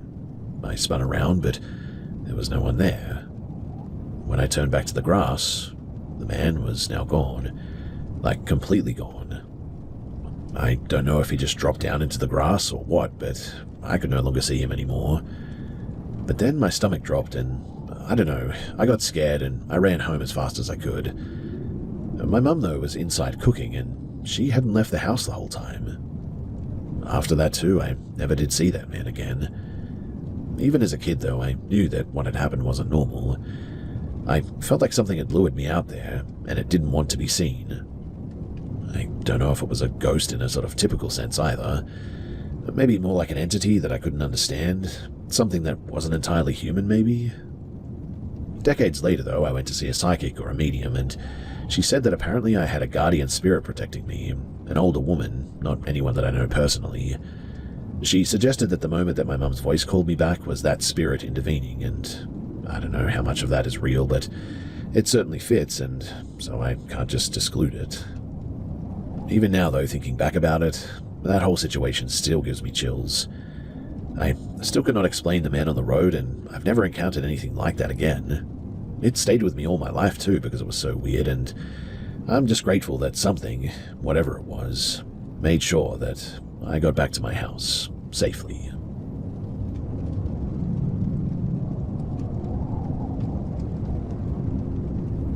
Every night, I take our dog Milo out for the final walk somewhere between 11:30 and 3 in the morning. Usually it's just me and him, the street is pretty much dead quiet, and the occasional car passes maybe once every 20 minutes. I've done these late night walks for years now and never had a weird experience. Well, until this night. It was early autumn, around 1:10 in the morning I would say, and Milo had just finished his business. We were turning around to head back home when I suddenly got that somebody is watching me feeling. It's hard to describe, but it hits your stomach first, then the rest of you, and if you've ever had this feeling, then you'll know what I'm talking about. Anyway, as we passed the cars parked along the street, I could see across the road to the house directly opposite of ours. That's when I noticed a figure. At first glance, I thought it was the neighbor, since he sometimes walks late too, but it didn't move like a normal person. This figure was extremely tall too, easily like 2.5 meters tall, and unnaturally thin. Even from a distance, I could tell the proportions were just really wrong. Here's the thing too, there's a street light in front of our yard that normally lights up the entire stretch there, including the neighbor's driveway. But this figure, it was almost like a black hole in the light. Not a shadow and not a dark coat or a hoodie or anything, but just absolute darkness. Everything else in the vicinity was illuminated normally, grass, trees, the parked car, but this thing was darker than anything else around it, even the night itself. Milo, who is usually oblivious to everything except other dogs and interesting smells, didn't even seem to notice it though. He trotted along like nothing was wrong, which honestly made the whole thing even creepier. I tried to rationalize it at first, thinking that maybe it was some kind of a visual trick, or maybe a person in a long coat blending into the shadows. But the closer that I got, the more that I realized that the figure just didn't reflect or scatter light like anything normal would. Its posture was upright, completely still, and focused directly on me. I could feel it watching me, in fact, even before I consciously saw it. Normally, I'd walk straight to our driveway before cutting through to the house, but that would have put me directly across the street from it. I didn't want that, and so instead I detoured through the neighbor's driveway to our side yard, keeping as much distance as I could. I kept glancing over my shoulder the whole time, and it never moved. Not a step, not even a slight shift. It just stayed there. By the time that I unlocked the door to get inside, I was shaking. Milo still didn't react. The thing across the street, it never seemed to move, never even made a sound. In the end, too, I sort of convinced myself that it must have been a trick of the light or my imagination, but I don't know, somewhere deep down, I knew that it wasn't. Since that night, I've walked the dog past that same street hundreds of times. I checked that exact spot every single time, too. Nothing ever happened again, and a part of me thinks that maybe that's even worse, because now I really don't have an explanation. What I have come to the conclusion of, though, is that it wasn't a person and it wasn't an animal, and there's no way that a human could have stood there without casting some kind of a shadow or reflecting any light. I've told friends about it, and most just think that I'm overreacting, but I keep remembering the way that it was just, well, existing there in the light, or maybe rather in the absence of it. Like I said, it wasn't like a shadow stretching, it was like the light itself avoided that space. I don't know what it was. It's the only experience in all of my late night walks that makes me feel uneasy too, even now. I still take the dog out, as I mentioned earlier, but these days I keep my phone ready and I never take my eyes off of that part of the street. But has anyone else ever seen anything like this before? Something that seems alive, watching, but clearly isn't human? I'm serious too. I want to know if I'm going crazy or not, or if this is something else entirely.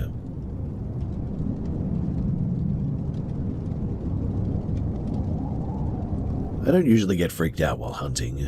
I mean, I grew up in the outdoors, hiking, dirt biking, camping, all the time. Hunting has always been a part of my life too, and even when it's hot, buggy, or miserable, if it's season and I have a tag, well, I go. Not going just makes me grumpy and sort of irritable in the end anyway.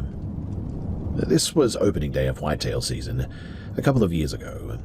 I hadn't scouted anything this year, but there was a public land spot that I found late season that I wanted to go and check out. My partner Ellie and I loaded up and headed in early afternoon. I had a rough idea of where I wanted to get set up, but I needed to find a good spot for her too. So I got her situated and then I headed to my own stand. I climbed my tree stand and started scanning. There was nothing out there. No tracks or droppings on the way in, no rubs, nothing. It was mid-afternoon though, 90 degrees, still air, and the mosquitoes were now relentless. I had forgotten my repellent too, which was annoying. So, sweat-soaked and irritated, I now felt like I was flailing more than hunting.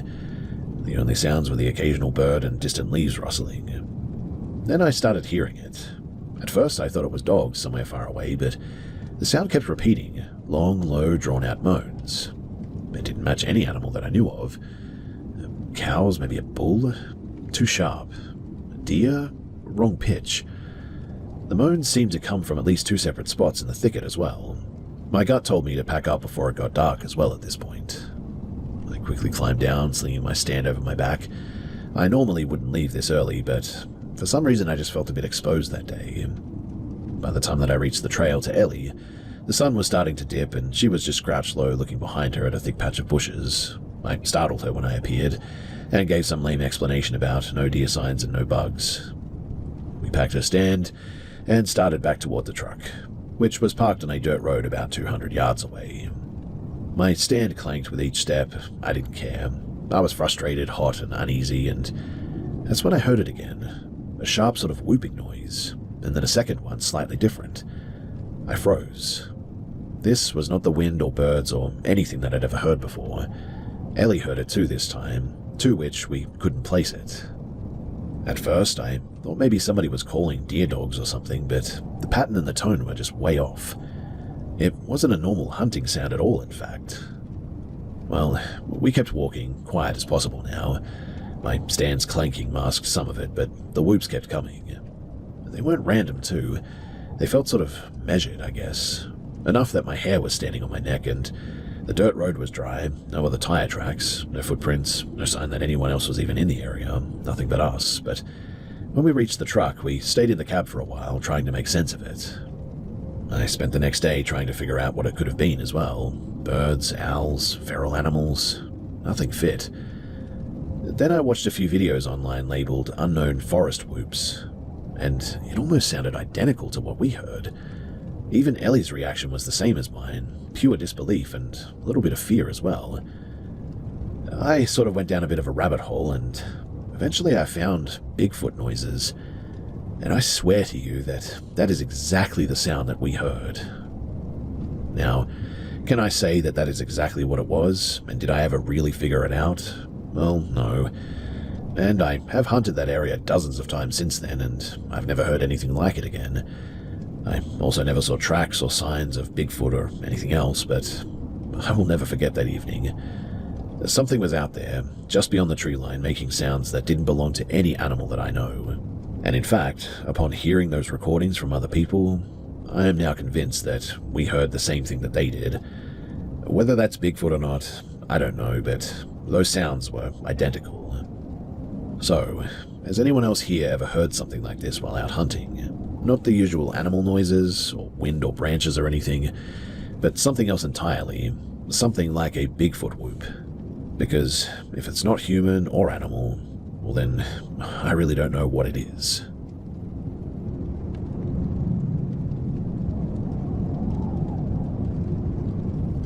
I've always done a lot of night photography, mostly astrophotography, so being alone at night is pretty normal for me.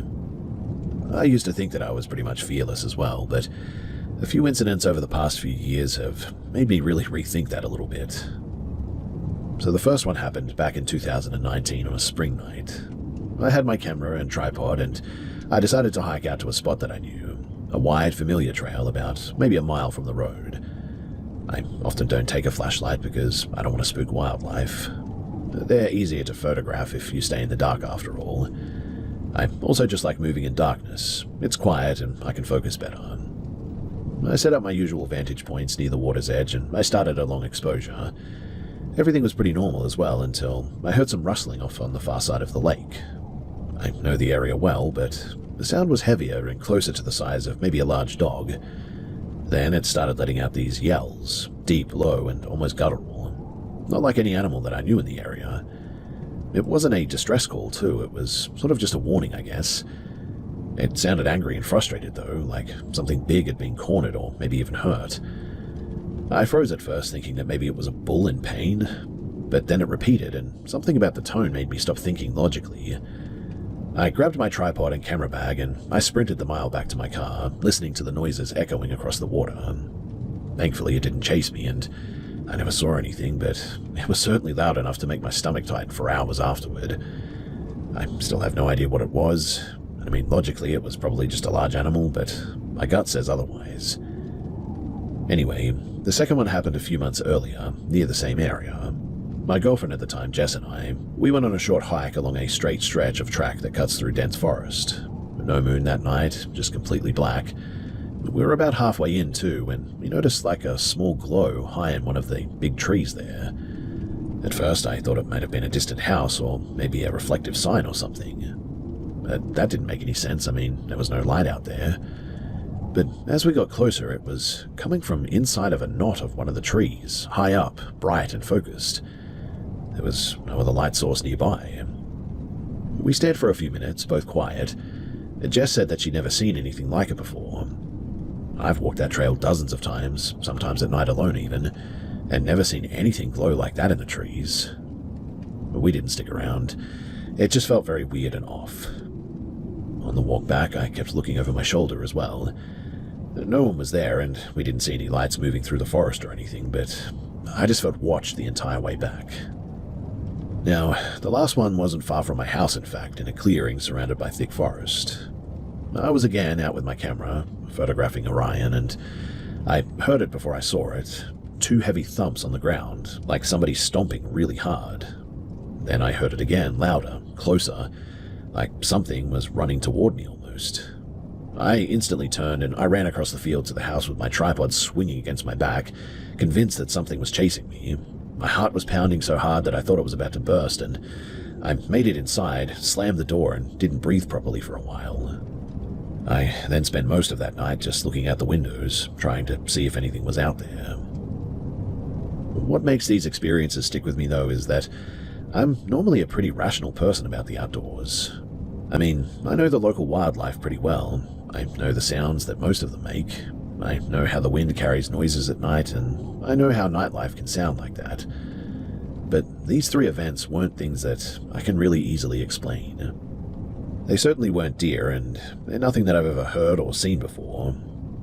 Since then, I still go out for night photography from time to time, but I have a lot more respect for the forest now. I make noise, and I stick to known trails. I always carry a light now as well, and I never go as far as I used to. There's something about the darkness in these forests, especially alone, that makes you realize that you're not the only thing moving around at night out there. And I guess that's really the part that has stayed with me the most.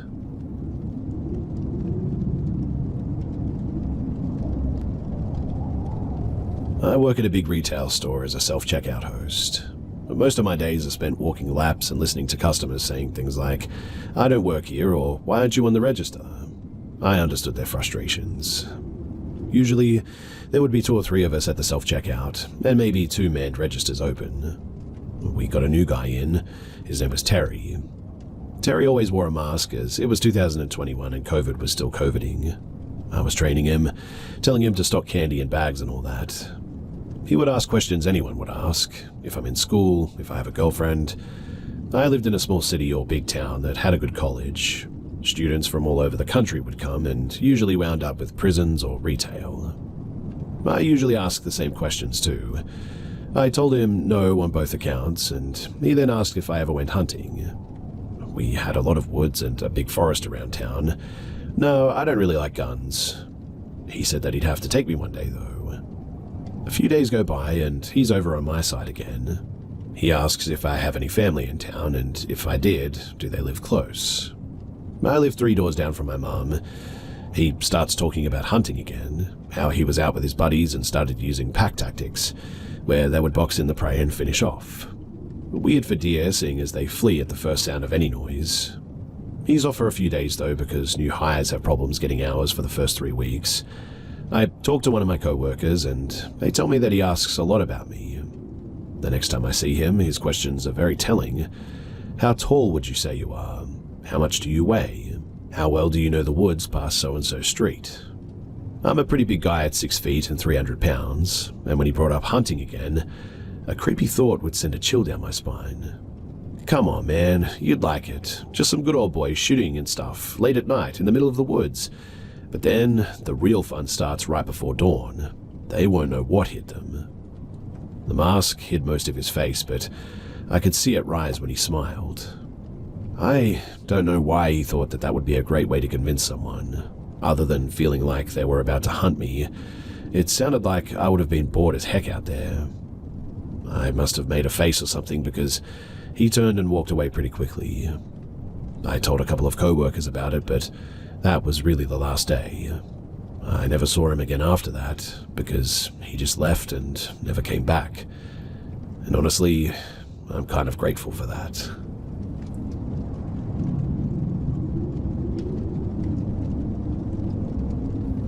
This took place when I was 15 or 16 years old, so that would place it in either the summer of 2000 or 2001. My family and I were visiting with my cousin's family in Norfolk, Virginia. My brother and I, we're close in age with our cousins, and I stayed in my younger cousin's room with him and my brother in my older cousin's room. The bedrooms, they were at the end of a hallway. My brother's room was at the end of the hallway, my bedroom was across from my aunt and uncle's bedroom, and my parents, they stayed at the opposite end of the house in the den. So, it had been many years since we'd seen each other, so the first night my cousin and I stayed up after lights out to talk and just catch up. During our hours of conversation, he casually told me that the house was haunted by a woman. He had a reason why they thought that it was a woman, but I've since forgotten that. He told me, though, that the lights would go out unexpectedly from time to time, and there'd be strange noises late at night, and the most common happening would be that the TV in the den, it would turn on in the middle of the night without explanation. I was intrigued by this story. Our conversation moved on to other topics eventually, but in the early hours of the morning, we were still talking when suddenly there was a loud, heavy-sounding bang that sounded like it came from the kitchen. We fell silent and listened as we heard what sounded like footsteps, slowly coming down the hallway towards the bedrooms. The floors were hardwood, and to me, the footfall sounded like a small child that has put on their parents' shoes.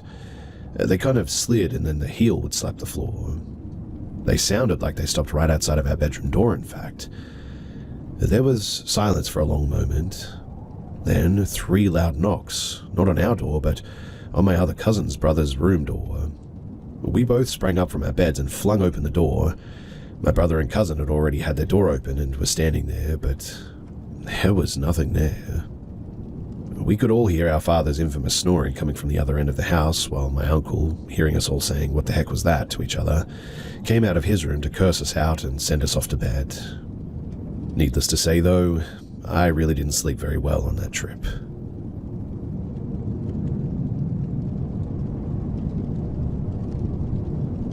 I've dealt with paranormal experiences throughout my life, and I am now convinced that some kind of spirit follows my family from time to time.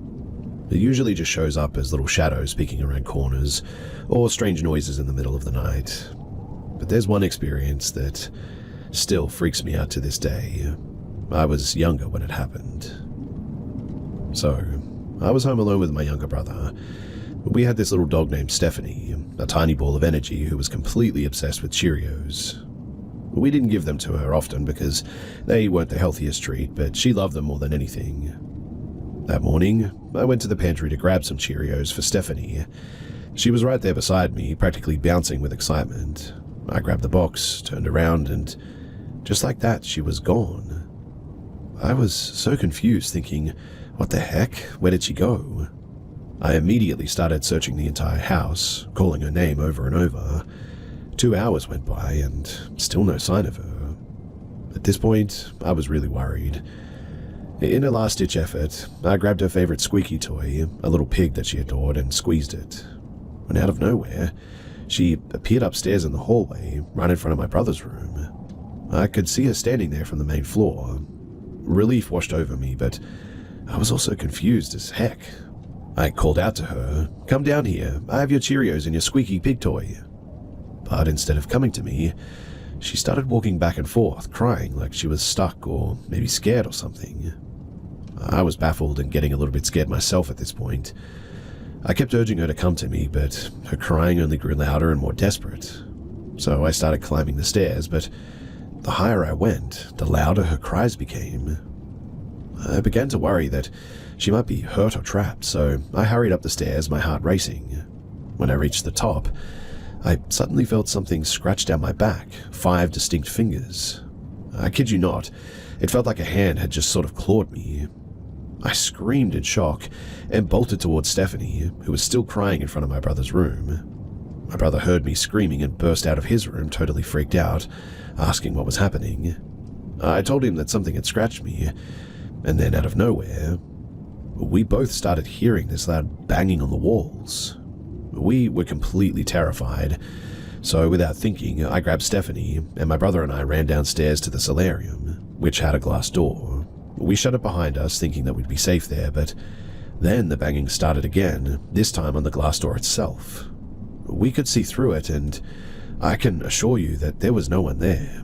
It was just us, but the banging was relentless, echoing through the room. We were both sobbing by now, absolutely terrified. We called our mum, begging her to come home immediately, but she didn't believe us. She thought that we were just imagining things or trying to prank her. Later, when things finally calmed down, my brother checked my back, and sure enough, I had 5 scratch marks running down my skin.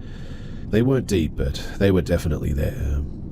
And that was really the only time that I was ever physically attacked by, well, that spirit. It makes me wonder, too, if another one entered my home that day, because it's so odd and out of character that it just seems, well, different.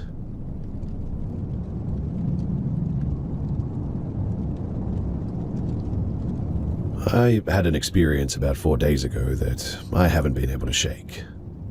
I was dog or house sitting for my boyfriend while he was away on a backpacking trip.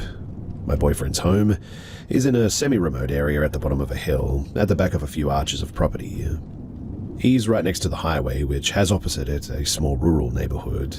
It's both very sketchy and very safe, meaning that the community is close, but people frequently keep to themselves, and there's lots of abandoned, dilapidated homes right next to very well-kept homes as well.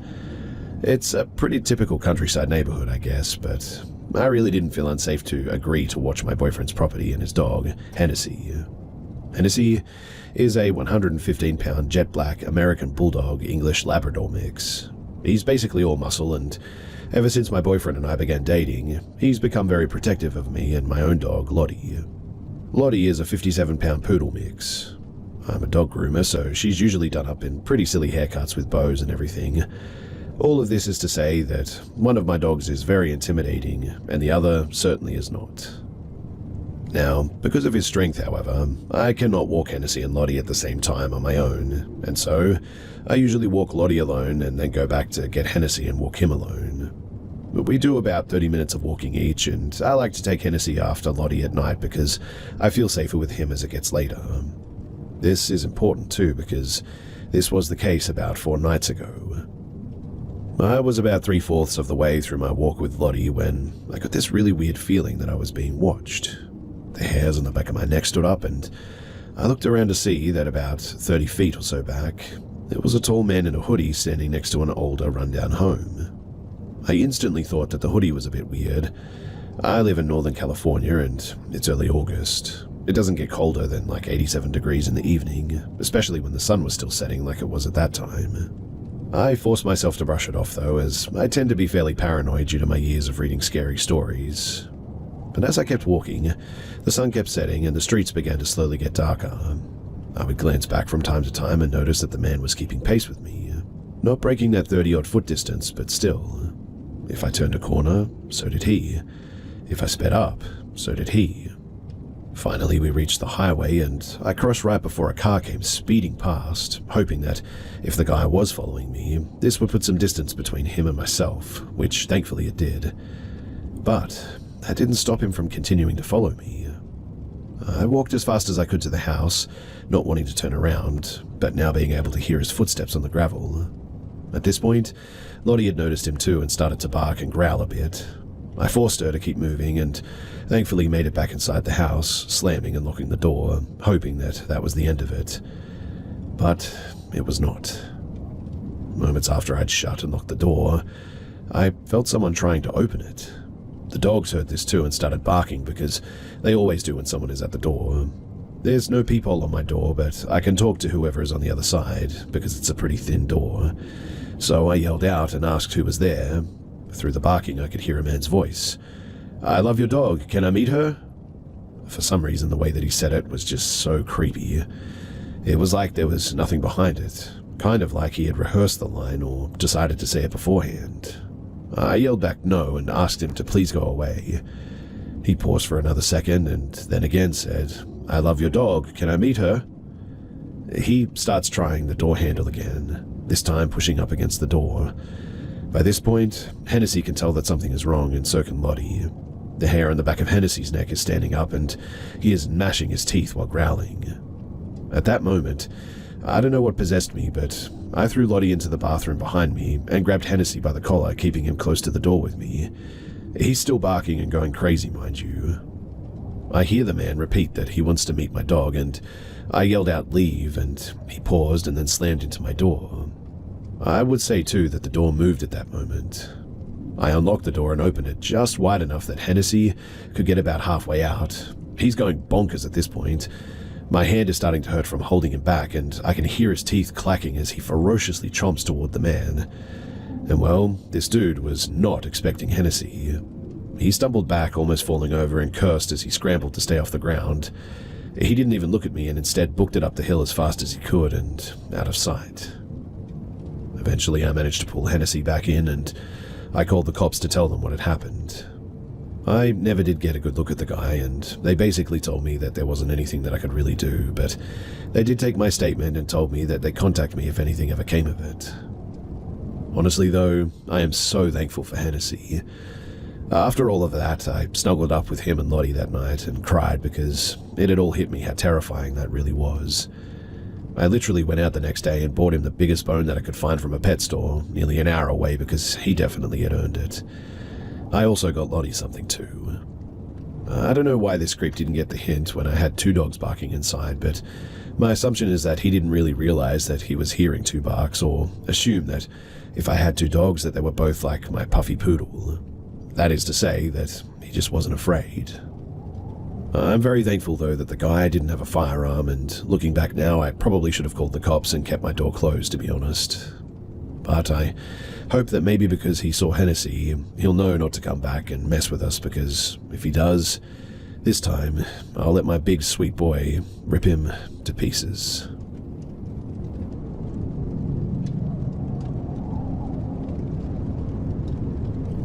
Ever since my grandfather, who lived with us, became sick, and after his recent death, my mother and I have noticed a drastic increase in unexplainable things happening inside of our house. I always tried to write it off, but this night, something happened that truly freaked me the heck out. For some context, we live in the province of Alberta, and our house was built in the 80s. To my mum's recollection, when she first bought the house 13 years ago, there was no reported deaths in the house or any history on the land that it sits on.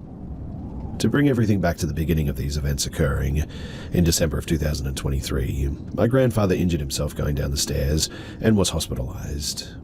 In his absence is when we, and even my grandfather, who was in the hospital, realized that something had changed inside of our home. Only days after his hospitalization, both my mother and I repeatedly heard footsteps or movements downstairs in the basement. My grandfather's room is in the basement. Many times we chalked it up to just old house noises, wood creaking, the house settling, etc. Until more physical things started happening, like the downstairs bathroom sink running, washing and dryer machines being open when they were previously closed, doors being open which were previously closed, items that were once on shelves being found on the ground, entire filing cabinets of papers spilled on the ground, lights flickering and turning completely off when in a room. Once, the stereo or radio system we had downstairs randomly turned on and blasted the radio for a few seconds before turning off as I walked past. But those were all the things that happened inside the house. But what's even freakier, and what made the rest of my family worried, are two specific instances in my grandfather's hospital room. once in front of my mother and aunt, and a second time with just my aunt in the room. The first time happened later in the day after dinner, when my mum and my aunt were there. My grandfather leaned into my mother's ear and whispered, "Who's that over there? Is that a nurse?"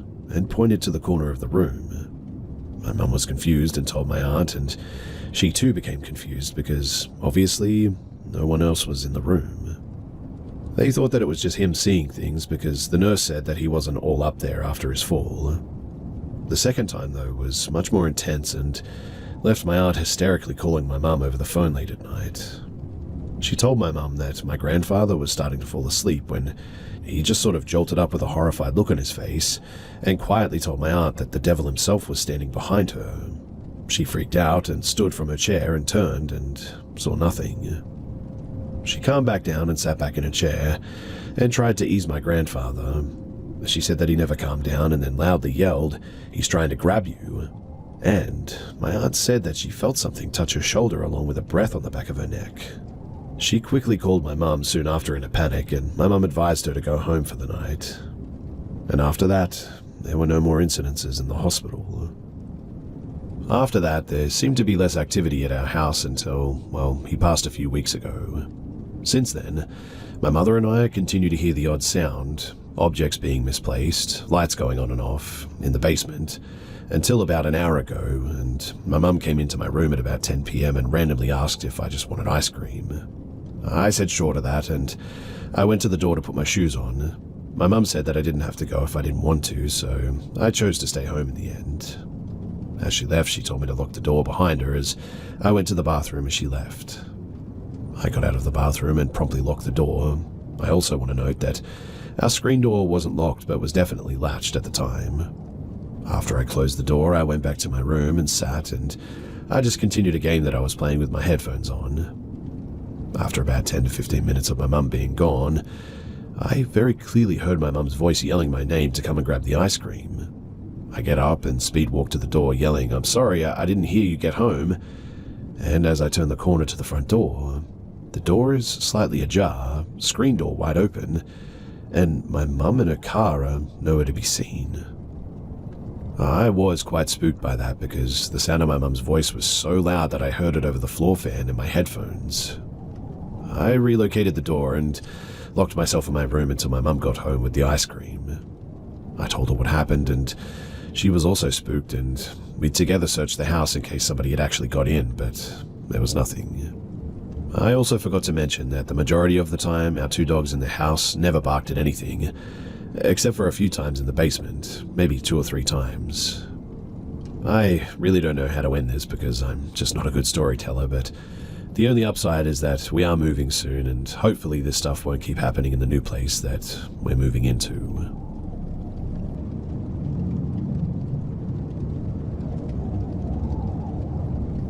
I worked security in 2019 to 2021. One place that I was working was a call center, and there was 24/7 guards on scene, 2 in the morning, 2 in the afternoon, and 1 overnight. On the overnight shift, there was no one else in the building, all doors were locked and all ID scanners were locked as well. I need you to understand that there was no one else in the building. There was no way anyone else could have been in the building with me. This happened in 2020 when everyone was working from home and the security team were the only people that were even in the building. So, at every odd hour, I would do a patrol around the building, check into all the rooms that I had to swipe at, and return back to the desk.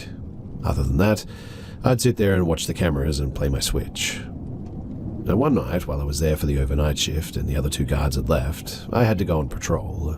The lights in the building were all out, and it didn't really matter that much because I could see enough with the lights from the parking lot, and I'd never been afraid to walk around alone there because really I enjoyed the job anyway. I walked through the downstairs, checked all the exits to make sure that they were locked, and all the staircases to make sure that they were empty. When I moved to the second floor, I heard one of the phones ringing out in the desks. Not unheard of, and because of the sensitivity of it all, we aren't allowed to touch the phones, except for the front desk ones, obviously.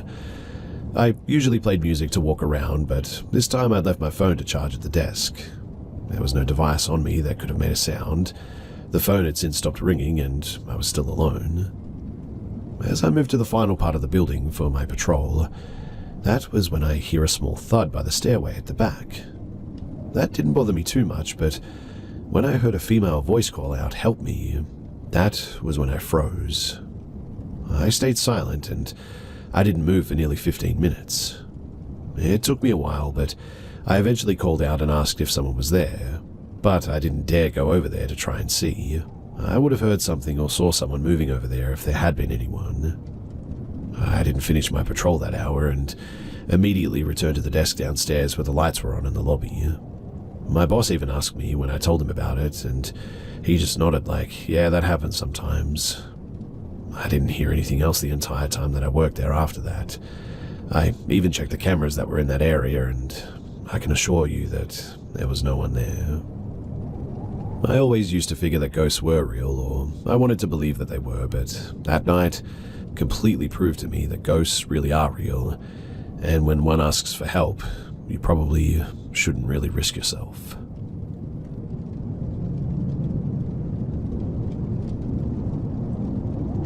It's Obon season in Japan, a week in which the spirits of the departed are believed to return to families and loved ones. As such, I'm curious to hear if anyone has had any experiences and encounters with spirits here, either in Japan or Asia. Here are some of what myself, as well as family and some friends, have experienced over the years. So my husband is a hard atheist and refuses to believe in the paranormal. He does have one story, however, that made him a bit spooked. You see, he grew up in a mountainous area with little tunnels running through the area so cars can access the more remote places. In many areas, there's a newer lit up and cleanly paved tunnel running directly beside an older and less used tunnel from decades ago. According to him, one day, he and his friends were playing down by a river and chose to head back home through an older tunnel. He went in ahead on his bike and saw a woman and her little girl walking the opposite direction, towards the middle of the tunnel, and he passed by them without looking too closely. He turned to look back to see where his friends were, and the woman and the girl were nowhere to be found. The tunnel in question would take a solid few minutes to pass through on a bike, let alone on foot. I mean, I've personally walked through the tunnel, and though I didn't come across anything like this, the air gets very cold and heavy towards the middle, to be sure. I also have a co-worker that works at an elementary school about 30 minutes in the mountains. It's an older school, about 100 years or so old, but it's warm and inviting, and I've always felt pleasant when I visit. There's a little nook with couches in the staff room, and it opens to a huge 2-story hall with a hallway leading down to the lunchroom and kitchen areas. My co-worker has recently been seeing a lot of activity in the hall. More than once, he's walked out of the staff room and seen a man hunched over a table in the hall as if reading something. When he walks towards the man, he passes by a pillar and suddenly, the man is gone. He's also seen movement in the nook in the staff room, and lunch ladies often report a presence of a little child in the kitchen who asks them where the lunchroom is. This school has 6 teachers and 25 students, with everyone knowing everyone. The man and the child, though, are reportedly no one that anyone knows. Now, I'm not apt to seeing ghosts, but I like to jokingly say that I was sensitive due to a lot of strange goings-on in my childhood home over the years. This came back to bite me, though, when I got a little bit overly cocky, I guess you could say, during some ghost stories in the town over, and I think something followed me home. So I used to live in Kagoshima, Japan as an English teacher back in 2018. My home was in a city nearby in a bright and warm 2-bedroom apartment that was 2 floors above another teacher's.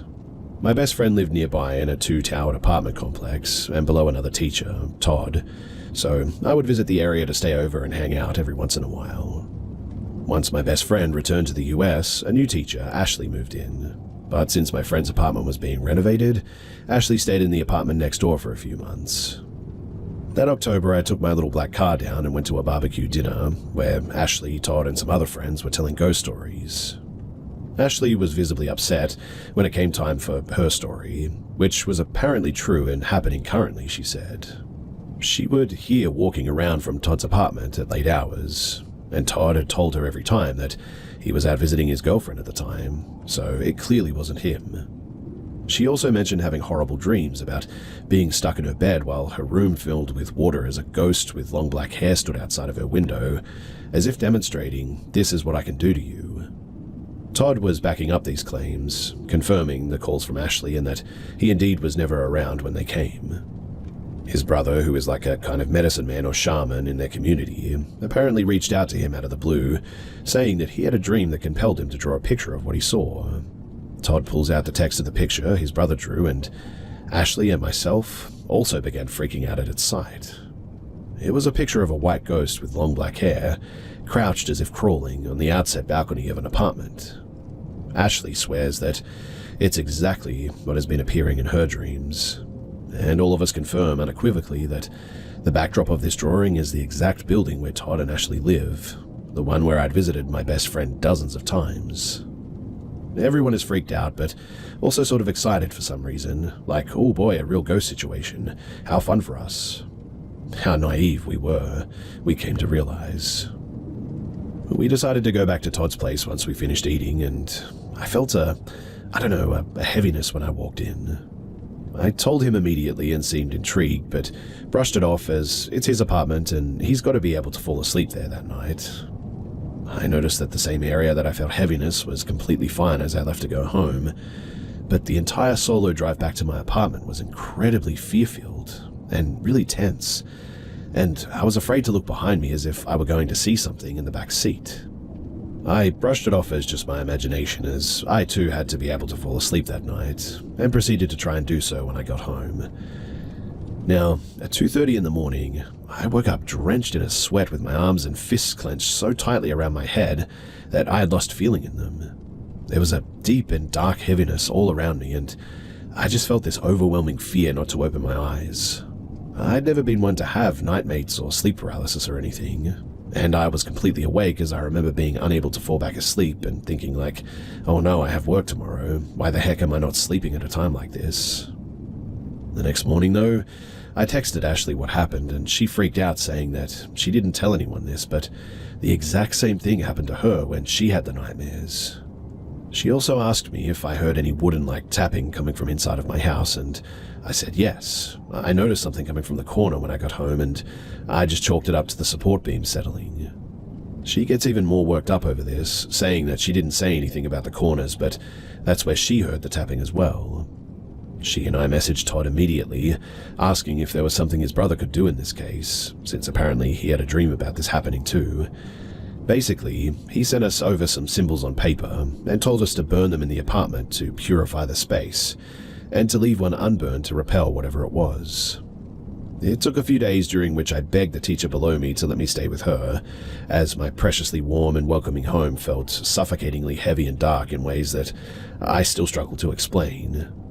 And it took about 3 days to arrive, and until then the tapping continued in corners of my room. In the meantime, I discovered what appeared to be handprints on the inside of my car's rear window after that drive home, which normally wouldn't be possible as I drove a Daihatsu Move at the time and it was far too small for anyone to fit in the back. A disconnected phone line also rang at 8:15 p.m. one day, which my then boyfriend was there to witness. Once the papers with written symbols arrived, we burned them as told, and the heavy atmosphere cleared up immediately. There's no interesting ending to this story, other than that it hasn't bothered us since. But to this day, I have one of those symbols laminated as protection, so it stays far, far away. I've also stopped going to places said to be hosting frightening spirits because I've wisened up with time and experience.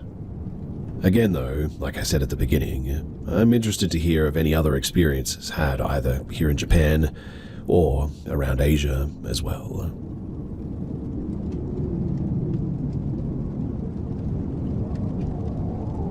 When I reflect on my childhood, I have a reoccurring memory that always baffles me. I remember one day, I was about 5 or 6, I was at home alone with my mum while she napped. I don't have an exact memory, but I recall sitting on the couch in our living room and looking up, and in front of me was a massive, praying mantis-like creature. It was so massive that it filled the entire room. I'm talking like 8 feet tall at least. I don't really recall it moving much, if at all, but I went into freeze mode and felt like I shouldn't make any eye contact. I felt like I couldn't move and was paralyzed by fear. I sat there, trying to be as still as possible for a couple of minutes.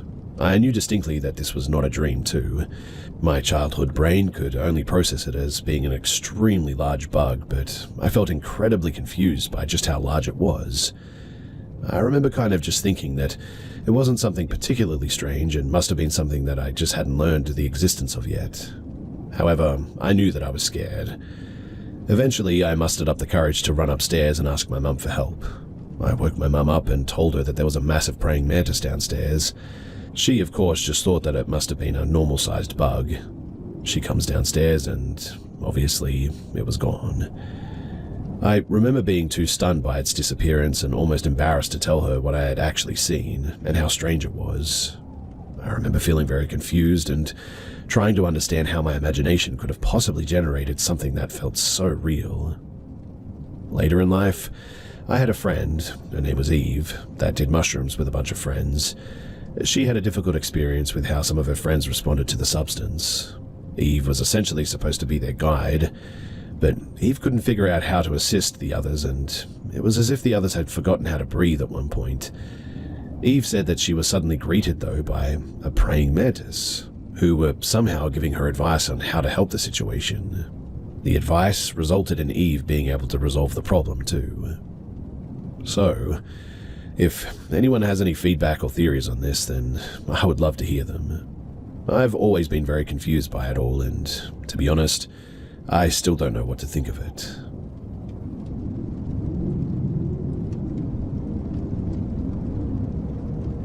Something really strange has been happening lately, and I know I'm not crazy because friends of mine have experienced this with me on 2 separate occasions. But I swear that I'm teleporting across town somehow. This has happened to me 3 times, and it's seriously starting to freak me out. It happened for the 3rd time less than an hour ago. I was riding on my friend's car back to my place from a movie theater on the opposite side of town, a trip that would normally take around 15 minutes. It took us 5, and I noticed what had happened almost immediately, but I didn't want to say anything until my friend, E, did out of fear of sounding crazy. On the drive, we randomly ended up downtown, close to my place, much sooner than we should have. The transition is so seamless that I can't tell the difference until I see man-made landmarks like buildings. E mentioned that he didn't make any turns that he'd normally have to get there. We just sort of ended up there. We weren't distracted by a conversation or anything, and the both of us were stone-cold sober. Then E started to freak out a little bit. I told him about the other 2 experiences that I'd had, more on those later, but we made it to my place and decompressed for a bit before he left. In the car, I told E about the other 2 events that I experienced. The first time I had something like that happen, I was walking to a gas station to grab a snack after work, I think, and somehow ended up walking on a street like a mile down the road. No time had passed at all, and I know this because I check my watch fairly often. The second experience was the more drastic of all 3 that I've had, though. I was in the car with another friend of mine, his name is Jay, and we were on our way to a Walmart, a 30-minute drive away from his place one morning, but we ended up getting there in 10 minutes. He noticed what had happened shortly after starting the drive over, and we took a turn into this more scenic road on my state, Virginia, which would be a straight path to North Carolina. But instead of us going towards North Carolina, we ended up in a very similar road much closer to that Walmart within a matter of seconds. The transition was nearly unnoticeable until, well, I saw buildings that I recognized from part of the town the Walmart is in. And that experience, it really freaked me out. I have no clue what's going on, and to be honest, I'm genuinely really scared. I don't know what's happening, and I want to find out, which is why I'm here. Has anyone else experienced something like this? Another thing too that happens, and this has been consistent with all 3 times, is that I, along with E and J, get this sort of horrible burning sensation in our lower chests, and we feel this awful sense of uneasiness all of a sudden. Standing up after an experience like this feels like a burden, and walking around is awkward and clumsy too. All 3 times I've had this happen, I, along with E and J as well, have been completely sober. So, please help. Because honestly, I just want to know what the heck is happening.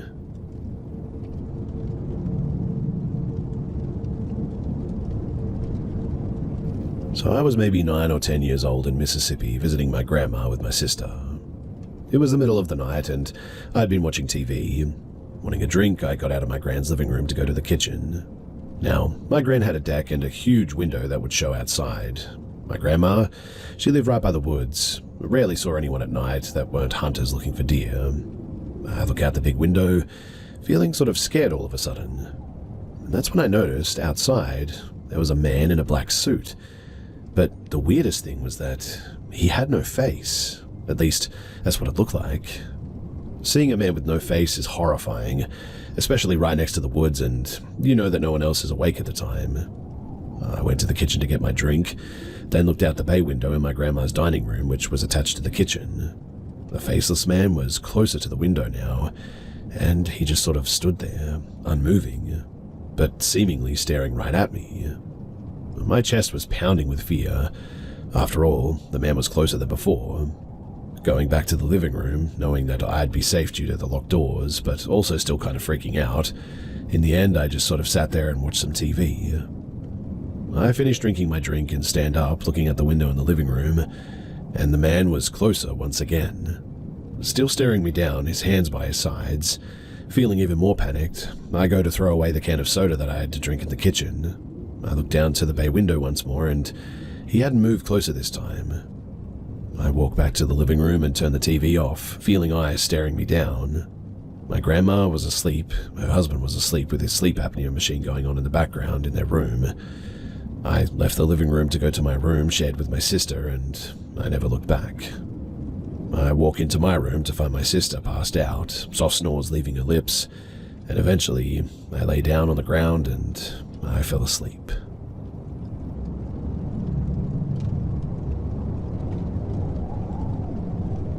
I found the courage to share this after, well, hearing numerous sightings of North American Indian mythical creatures, specifically the short people that seem to go by many names across the tribal regions of America. This exact type of creature has been sighted and discussed among Aboriginal people in Australia for thousands of years. In the southwest region, they're known as the Wurundjeri, or hairy bushmen. Standing a few feet tall, they possessed insane strength and speed. Prior to colonization, there were stories of their friendship or alliance with Aboriginal people, but also there were stories of conflict and people or even children being taken by them. There were specific rules Aboriginal adults told their children, such as avoiding water bodies at night and in the evening, and no matter what, that never ever whistle in the dark. It invites them and it only spells trouble. Although, even some Aboriginal people say that these stories are just to warn kids about water safety.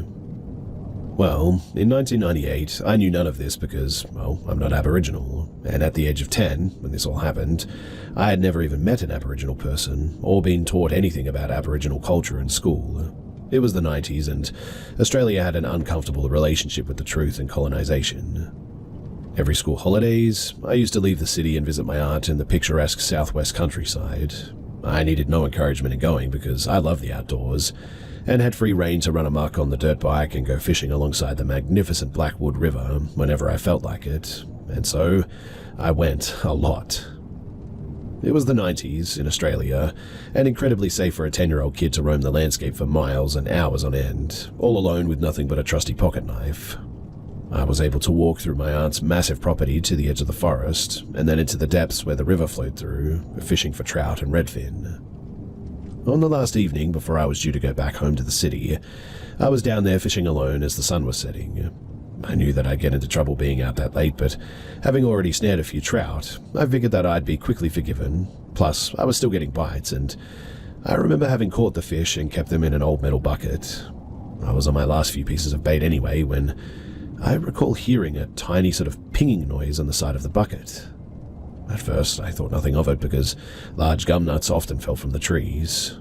But then it happened again, much louder and more forceful this time. I remember checking the bucket and realized that they were small rocks and not gum nuts at all. I looked around assuming it was some kids from a neighboring property, which was very unlikely as it was maybe a 30-minute walk to the next property, at the other side of the river backed onto the national park where there were no other farms for miles too. Plus, I hadn't come across any kids throughout my entire stay at the farm either. But this is where it got pretty scary. The rocks, they got bigger and They started flying in from different directions, cutting my cheek and hitting me in the head. At this stage, I started crying. I was only 10 after all, and dropped the fishing rod. I had 3 large trout in the bucket, and my intention was to pick it up and run back to the farm as quick as I could. As I bent to pick it up, though, I was hit by another rock in the side of the head and fell over. I pulled myself up and I stared over to the other side of the river, the main source of the rocks. What I saw paralyzed my whole body with fear. It was nearly dark at this stage, but I saw the outline of 3 short-looking bodies covered in hair. I would have put them at maybe a meter tall, 3 or 4 feet at most, the size of small children, but with the bodies of men. Their faces looked like they were sort of part ape, part human, but it was their eyes though. Even though it was getting dark, their eyes had this piercing yellow glow, but were completely black in the middle. They wore no clothes, but were covered in extremely thick, sort of clumpy hair all over their bodies, except from the knees down, and had arms that hung almost like cavemen. But here's the strangest thing. They stared at me almost without moving, like literal statues, with a curious expression fixed on their faces, and making absolutely no noise whatsoever. It made no sense, as only a few moments before, rocks were pelting in from all directions, and yet now they appeared frozen, except for their eyes, which followed me. I managed to pull myself up and ran faster than all heck. My aunt was standing on the balcony and watched me tear through the long grass as quick as I could, with blood and cuts on my face. I told her everything, and she eventually called the police. One officer came by to get a statement, and he said that he'd visit some of the other farms around town, but he was certain that there weren't any other families in the area. My aunt just assumed that I couldn't see the figures properly due to the lack of light, and maybe even was suffering concussion from the rocks that hit my head. She assumed that they were kids or teens, but I know what I saw, and I'll never forget those murderous-looking yellow eyes, ever. The next morning, I went with my aunt to collect the fishing rod and bucket, and my aunt was shocked to see the fishing rod and the bucket were still there. She thought that it was an opportunistic crime, and we checked the bucket, and what we saw made our skin crawl. 3 perfect trout skeletons were now floating in the bucket, not one morsel left. We don't have bears or wolves in Australia, and even the odd dingo or fox wouldn't have devoured an entire fish and left its skeleton there like that, especially without the bucket being tipped over. The whole ordeal was genuinely terrifying, but as things tend to happen when you're a kid, you just sort of forget about it, or it lives somewhere in the back of your mind rent-free for a while. The police officer, they found nothing of note, and as nothing was stolen, there was no need for further inquiry. It was the talk of the country pub for a few weeks, though. My aunt was a local. The town had experienced odd things throughout the years, such as the sighting of tiger-like animals in the deep forest, and other strange noises and happenings reported by lumberjacks in the deep forest too. But it wasn't until I got into my 20s and became a social worker that I started working with Aboriginal communities in town. During celebratory events, I came to learn of the different Dreamtime creation stories, and eventually I had the confidence to tell an elder about what I went through when I was young. He immediately recognized it as the Wurundjis straight away and said that I was lucky to leave that forest alive. He seemed to think that they must have believed that I was an Aboriginal boy, and I do have a mixed racial background, and the protocol would have been for me to leave a couple of fish outside the bucket, skewered on sticks for them to come and collect after as payment for fishing in their river. But as I didn't, they reminded me, the first few pelts, and when I still didn't, they eventually attacked. There aren't any Aboriginal families in that part of the Southwest, Caucasian only, to this day too, which may explain why it only happened to me. The elder believed that they could have taken me though for disobeying their sacred customs. That part always wakes me up in a cold sweat in the middle of the night because, genuinely, I believe they could have. It's not a story I tell my family and friends, but will confide in with the odd Aboriginal colleague or client at work, and they always tell me similar things. Don't even get me started on the Australian desert. But I'm 36 now, and as time has gone on, I find this event something that I think about more often. And that, despite becoming more logical and cynical in age. I often ponder its significance and proof of otherworldly beings living alongside of us on this planet. And whenever I think about it, I always shudder.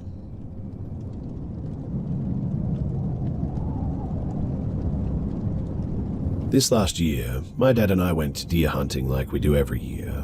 My brothers and uncles and grandpa all go, and we have deer stands spread out across maybe 60 acres deep in the Chippewa National Forest. But my dad's deer stand is one of the closer ones to our camp, so at lunchtime or nighttime, we wait for our family members to walk down the trail and wait for us to get out of our stand to walk back to the camp together. Our deer stand has a sort of locking latch on the outside and the inside, and it's a bit finicky and takes actual strength to get the latch to shut properly, and then you push it down a little to lock it in place too. But there is a latch on the outside and the inside, like I said, so if you unlock it to get in, you lock it from the inside so the door stays shut. Keep in mind it's not actually locked, but it's a latch where you sort of lift it up, push it through the hole, and push it back down to keep it in place. It is impossible, really, to lock yourself in the deer stand. Anyway, it's pretty much completely dark out, and we're waiting for our family to come back down the trail. We didn't see any headlamps yet, but we decided, okay, let's get out and meet them on the trail for when they come. I tried to open the door, but it was stuck shut. My dad's like, what the heck? Why or how would you lock us in like this? I said, Dad, there's no way for me to physically lock the outside after getting in. Not even reaching at the window could you get close to the door latch. We were completely dumbfounded and kind of freaked out. Eventually, my family came to the trail and were just sort of standing waiting for us to get out. My brother walked up to our stand and opened the latch for us, also confused how that could have possibly happened. Like I said, it takes some real strength to push that latch up and through the hole and latch back down like that. And there's just absolutely no possible way that we could have locked the outside from the inside. I still don't know how this happened, but it freaks me out to think that maybe somebody was out there trying to lock us in or something.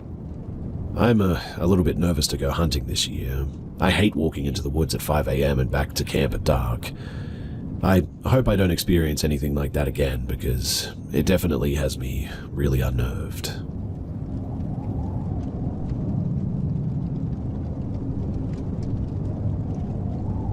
So I'm pretty sure that we were involved in some weird couples killing spree last night. Me and my boyfriend's family, we're big campers. We try to go as often as possible and try to find different places depending on the weather and the season. We booked a beautiful spot on the lake and had been anticipating this trip for months at this point. Imagine our shock when we got to our site and we discovered that the lake has flooded most of the campsite with the exception of ours, one next to it, and then one about 100 feet away. We didn't get to enjoy the lake because, well, there was no beach access and the water was not safe. We shrugged it off though, and we set up our campsite as usual. Now, at about 7 p.m, we see a car pull into the campsite right next to ours. No big deal, we just got about our night. I noticed though that they were not in a hurry to set up camp. A middle-aged man and a woman got out of the car. I'm a very observant and paranoid person, so I noticed details that most people may not think anything of. In my mind though, these campers arrive really late after check-in, and don't unload anything from the car. They didn't talk to each other, and they kind of just looked into our site in passing. Again, no big deal, I think. But a bad storm hit us a few hours later, and we were literally holding down our tents while the couple next to us just sat in their car, no tent. I still thought that this was odd, but my boyfriend said they probably were car campers and had the back seat set up to sleep in. Okay, makes sense, I guess. But still, why come to a tent campground? Anyway, we go to sleep and all is well, until I'm awakened by the sound of footprints in our vicinity. We had been drinking, so the fact that this noise woke me up means that it was very close to our tent. I spring up instantly and listen. I heard people walking up to our tent and saw the silhouette of a man through my tent too. In a state of panic, I unzip the tent and look outside. Two people with red headbang flashlights are standing about 7 feet from me. I rush myself back into the tent and grab my pepper spray air pistol. During all of this, my boyfriend wakes up asking me why I opened the tent like this, and I explain what I just saw. His reasoning is that it was the neighbors just gathering firewood, and I can't shoot them about that. Immediately, though, the people walk away and we hear silence once again. I take a moment to think that maybe I'm being paranoid and am also just a little bit hungover. I try going back to bed but can barely sleep at this point. The next morning, though, we wake up and the couple next to us has what looked like a tarp tied from one tree to another. I'm thinking, what the heck is that? I notice that the man has the same khaki long pants he had on the night prior, and the woman also wearing the same clothes. This in itself isn't weird while camping, but what was weird is that they were not dressed for camping at all. It's hot, and the clothes that they were wearing were not what you would wear in this environment. Long pants? Almost like to protect you when going through the woods to hijack another site is what I thought. We go about our day though, and I keep noticing that the couple doesn't seem to interact with each other at all. They don't talk and start a fire in the fire pit for lunch, taking it very easy. Me and my boyfriend's family though, we decided that due to the weather and the lake, we would head home early. Well, the couple next to us, who had literally just started a fire, immediately packed up and left just as we started to pack. They left in a hurry too. We eventually finished packing though, and we get back to my boyfriend's parents' house and decide to stay for a while there.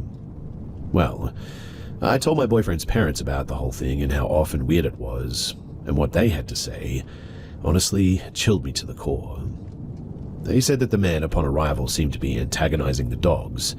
They have a Rottweiler mix and a pit mix, to see how they would react. They weren't sure why he took this stance, but after me telling them this, we put our stories together. They pointed out that he would stand and stare at the dogs while the woman was acting busy doing absolutely nothing but just sort of moving around. Then they pointed out that the campers sat facing our campsite and not the lake. They also noticed that there was minimal interaction between them and just seemed to be staring at us the whole time. They said one of the dogs would growl occasionally throughout the night, and they didn't get much rest that night. When I brought up that my boyfriend said that they were probably just getting firewood, they both said, why would they go out of their way to collect firewood that has been heavily rained on? Also, why wait till we go to sleep, and then pack up the next day and leave? So, this is what I think. I think these people were locals who knew the condition of the campsite and scoped it out. They noticed that our site was reserved and isolated. No one else was there but us and them and some other campers pretty far apart. I think that they camped out to either rob us, or maybe even murder us, but then heard my boyfriend say something about not shooting them, not knowing that it was a pepper spray air gun, and they backed off. Then they spent the afternoon observing us until they saw us leaving and they decided to call it off. Because, honestly, none of their behavior makes much sense. So, my question for all of you guys is, am I crazy?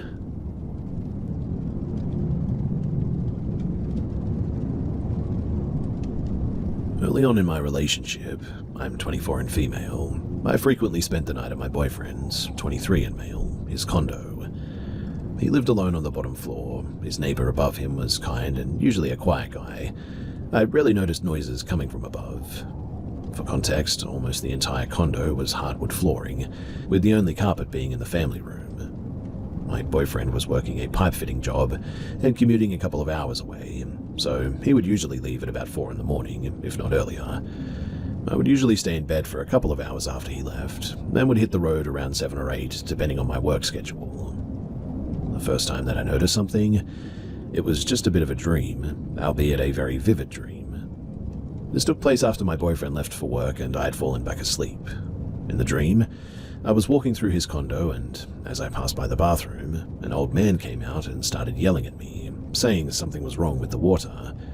He had no clothes on, was shorter, rounder, bald sort of fella. When I went to look in the tub, the water was coming out of it dark brown, almost black in color, and the old man started telling me that I needed to get out, still yelling at me. I didn't think much of this dream. I figured that it was my mind being silly and remembering that the building used to be an assisted living facility. A week or two later, though, is when the weirdness escalated a bit.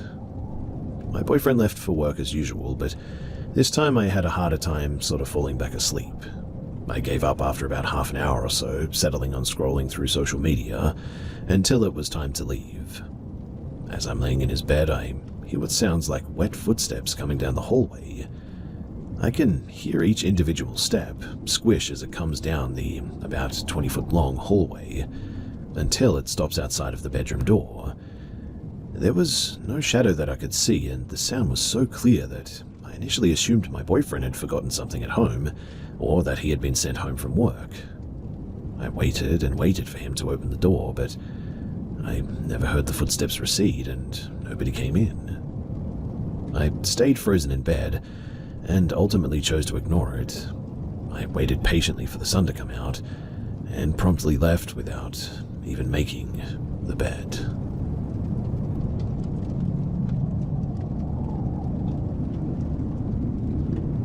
I'm certainly no stranger to the supernatural and paranormal. It's not uncommon for people in my family to experience these things, but it has been a really long time since I've experienced this particular reoccurrence, and life has gotten a bit better since it stopped years ago.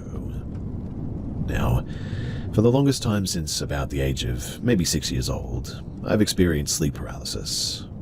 Before it started happening, I experienced a really terrible dream of a tall humanoid-shaped monster that was fully black. Not a shadow figure, not a person shrouded in darkness. This thing was made of, like, void. Basically, in the dream, I heard a loud roar from outside my 2-story bedroom window. I looked outside and saw this thing standing underneath a corner street lamp. No visible features, beside it being tall, like maybe 8 foot, humanoid in frame, and the roaring noise was coming straight from it. I would then run downstairs, and my family would surround me like they were trying to guard me from this thing. But each time I turned around, a family member would vanish, and then once they were all gone, everything would go back as the roaring got louder, and then I would wake up. I would only ever experience this dream once, but it got followed first by brief bouts of what I feel is maybe like astral projection or an out-of-body experience, which only occurred in my grandma's house for some reason. I would wake up and see myself in bed, and then feel this sort of pulling sensation that would lead me to the front door, and I would stare at them and feel this sensation that something was on the other side of that door and wanted me to come outside. Nothing ever spoke.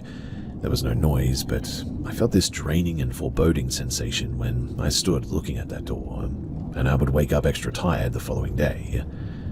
This was a reoccurring experience, only ever at my grandmother's house, which I fully believe was haunted, and I can explain that later. The sleep paralysis was far more random though, like once a year I would guess.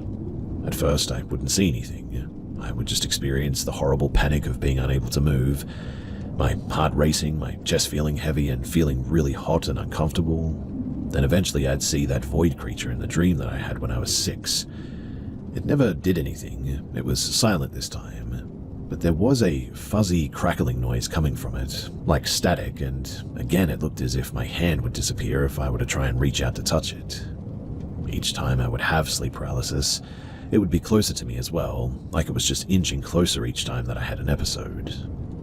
The last and final straw that I saw it was when I was 21, and it had actually been a couple of years since I experienced anything. So I brushed it off for the longest time, but one night I woke up feeling extremely hot, and the void figure was just standing directly next to my bed, looking down at me with bright, burning red eyes. The room itself was also a hazy, deep red, as if it was in a photography dark room or something. The static noise was pretty loud, and it sounded like this thing was speaking, but I couldn't make out any actual words. Its voice was deep and kind of had a vibration to it. Oddly enough, I didn't feel fear as I stared up at it. I just stared at it for what felt like maybe a minute, and then I closed my eyes and went back to sleep, almost as if I just couldn't be bothered with it. I didn't even remember it as well until midday the following day, and that was when I actually was scared. But weirdly, nothing further ever happened after that. At least for a while it didn't. No sleep paralysis, no void figure in dreams, nothing. It just stopped. It wasn't until I was about 30-something as well that something happened that shaked me up pretty badly. Now, I was married at the time and my husband worked overnight, so I'd be at home by myself and sleeping. I need some kind of white noise in order to sleep, and that usually comes in the form of a fan being on. I woke up because the fan turned off. It isn't actually uncommon for the power to go out randomly in our area for an hour or so in the middle of the night, so I merely sat up in bed for a moment out of confusion. For a split second, though, I thought that I heard what sounded like a quiet growl under my bed. I didn't have any pets at the time. I brushed it off because it was so quiet, and I figured that I must still be out of it from sleep or whatever. But I got up with the intention to go to the kitchen to see if the oven light was blinking, because that usually indicated that the power simply just went out and was now back on. But the second that I opened the bedroom door, there was that deafening roar from the nightmare when I was 6, and everything in the house suddenly turned red. My only thought was to run out the front door, but when I did, I ran right out of my bedroom again like I was caught in some sort of a loop. I couldn't leave the house. The roar was suddenly getting louder, and I was really starting to panic. I began screaming, and I kept repeating, "Wake up and let me out," when I finally stopped by the front door and just held the doorknob. I could feel sharp claws dragging down the back of my neck when suddenly I woke up. I was drenched in a cold sweat, and I was stuck in bed for a while because I was just afraid to move. But eventually I found the courage to get up and turn on every light in the house. And that definitely was the most vivid nightmare that I'd ever had. I'm almost 34 now. I got out of a toxic, unfaithful marriage and currently am doing a lot better on my own. There were a lot of negative people in my life before and have since cut them out of my life. And who knows, maybe that plays a part in all of this, because I haven't had anything like that really happen since then. Then again, I've had years of dry spells before, and I don't get nightmares quite like that anymore. None involving the void being, at least. Who knows, maybe my cats play a role since they sleep right next to me every night, and in a way I feel like they ward off bad things. I fully believe that I had been haunted by something that preyed on me when I was most vulnerable in my life. I just really hope that I never experience it again.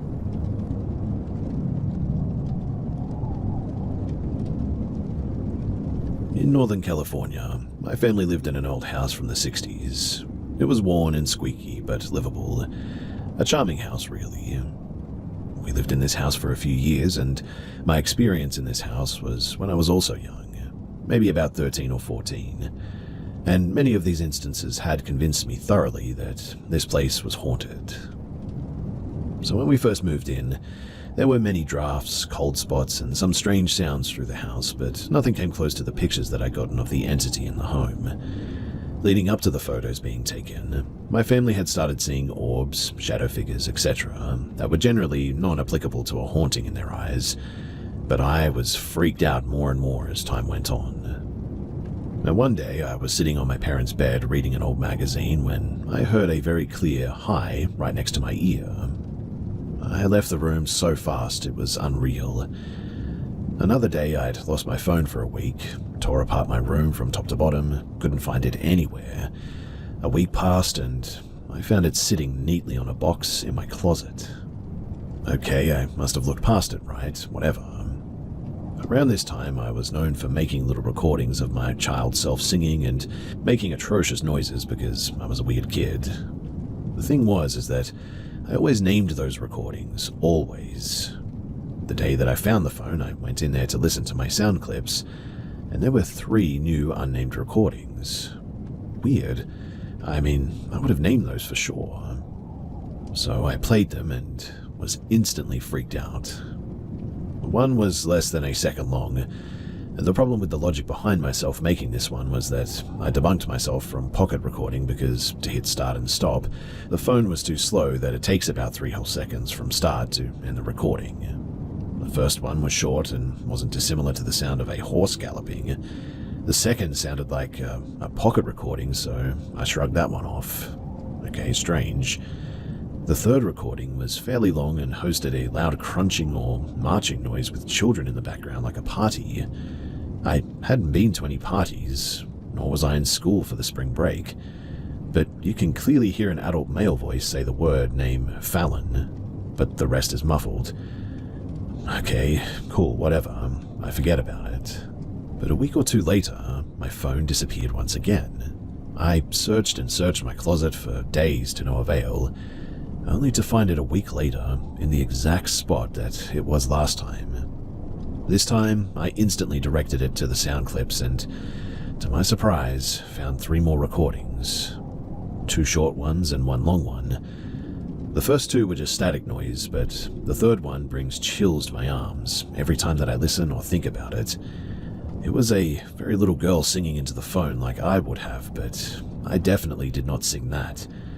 It was hard to make out, but it was something about going to the edge, then something else I couldn't quite make out, and then it just ends.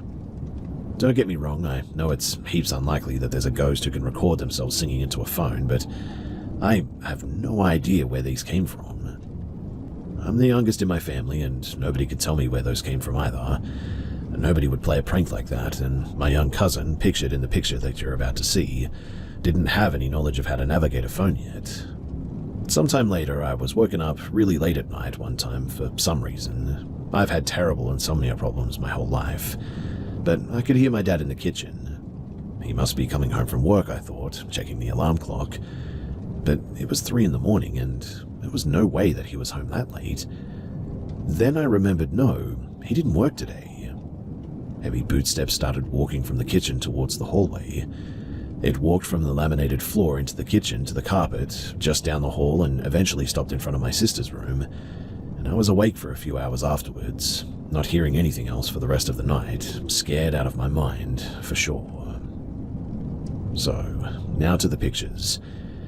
I was babysitting my younger cousin by myself one day for a few hours. We were coloring and playing with Play-Doh. Pictured is me in front of them, taking a picture of them, and I didn't see it when I took the pictures, and I didn't know it was there until years after we moved out.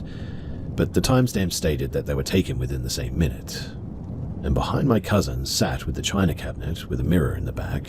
The figure in the mirror would have been standing just behind me in the kitchen. You can sort of see the cabinet of the kitchen, right, and the fridge to the left, and the window just past it if you look carefully. The figure, it had no facial features. The first picture was taken with the figure, and the second is without it. And you cannot tell me that this place wasn't freaky. Anyways, that concludes my story, and I would be happy to answer any questions if you guys have any. Thanks for listening.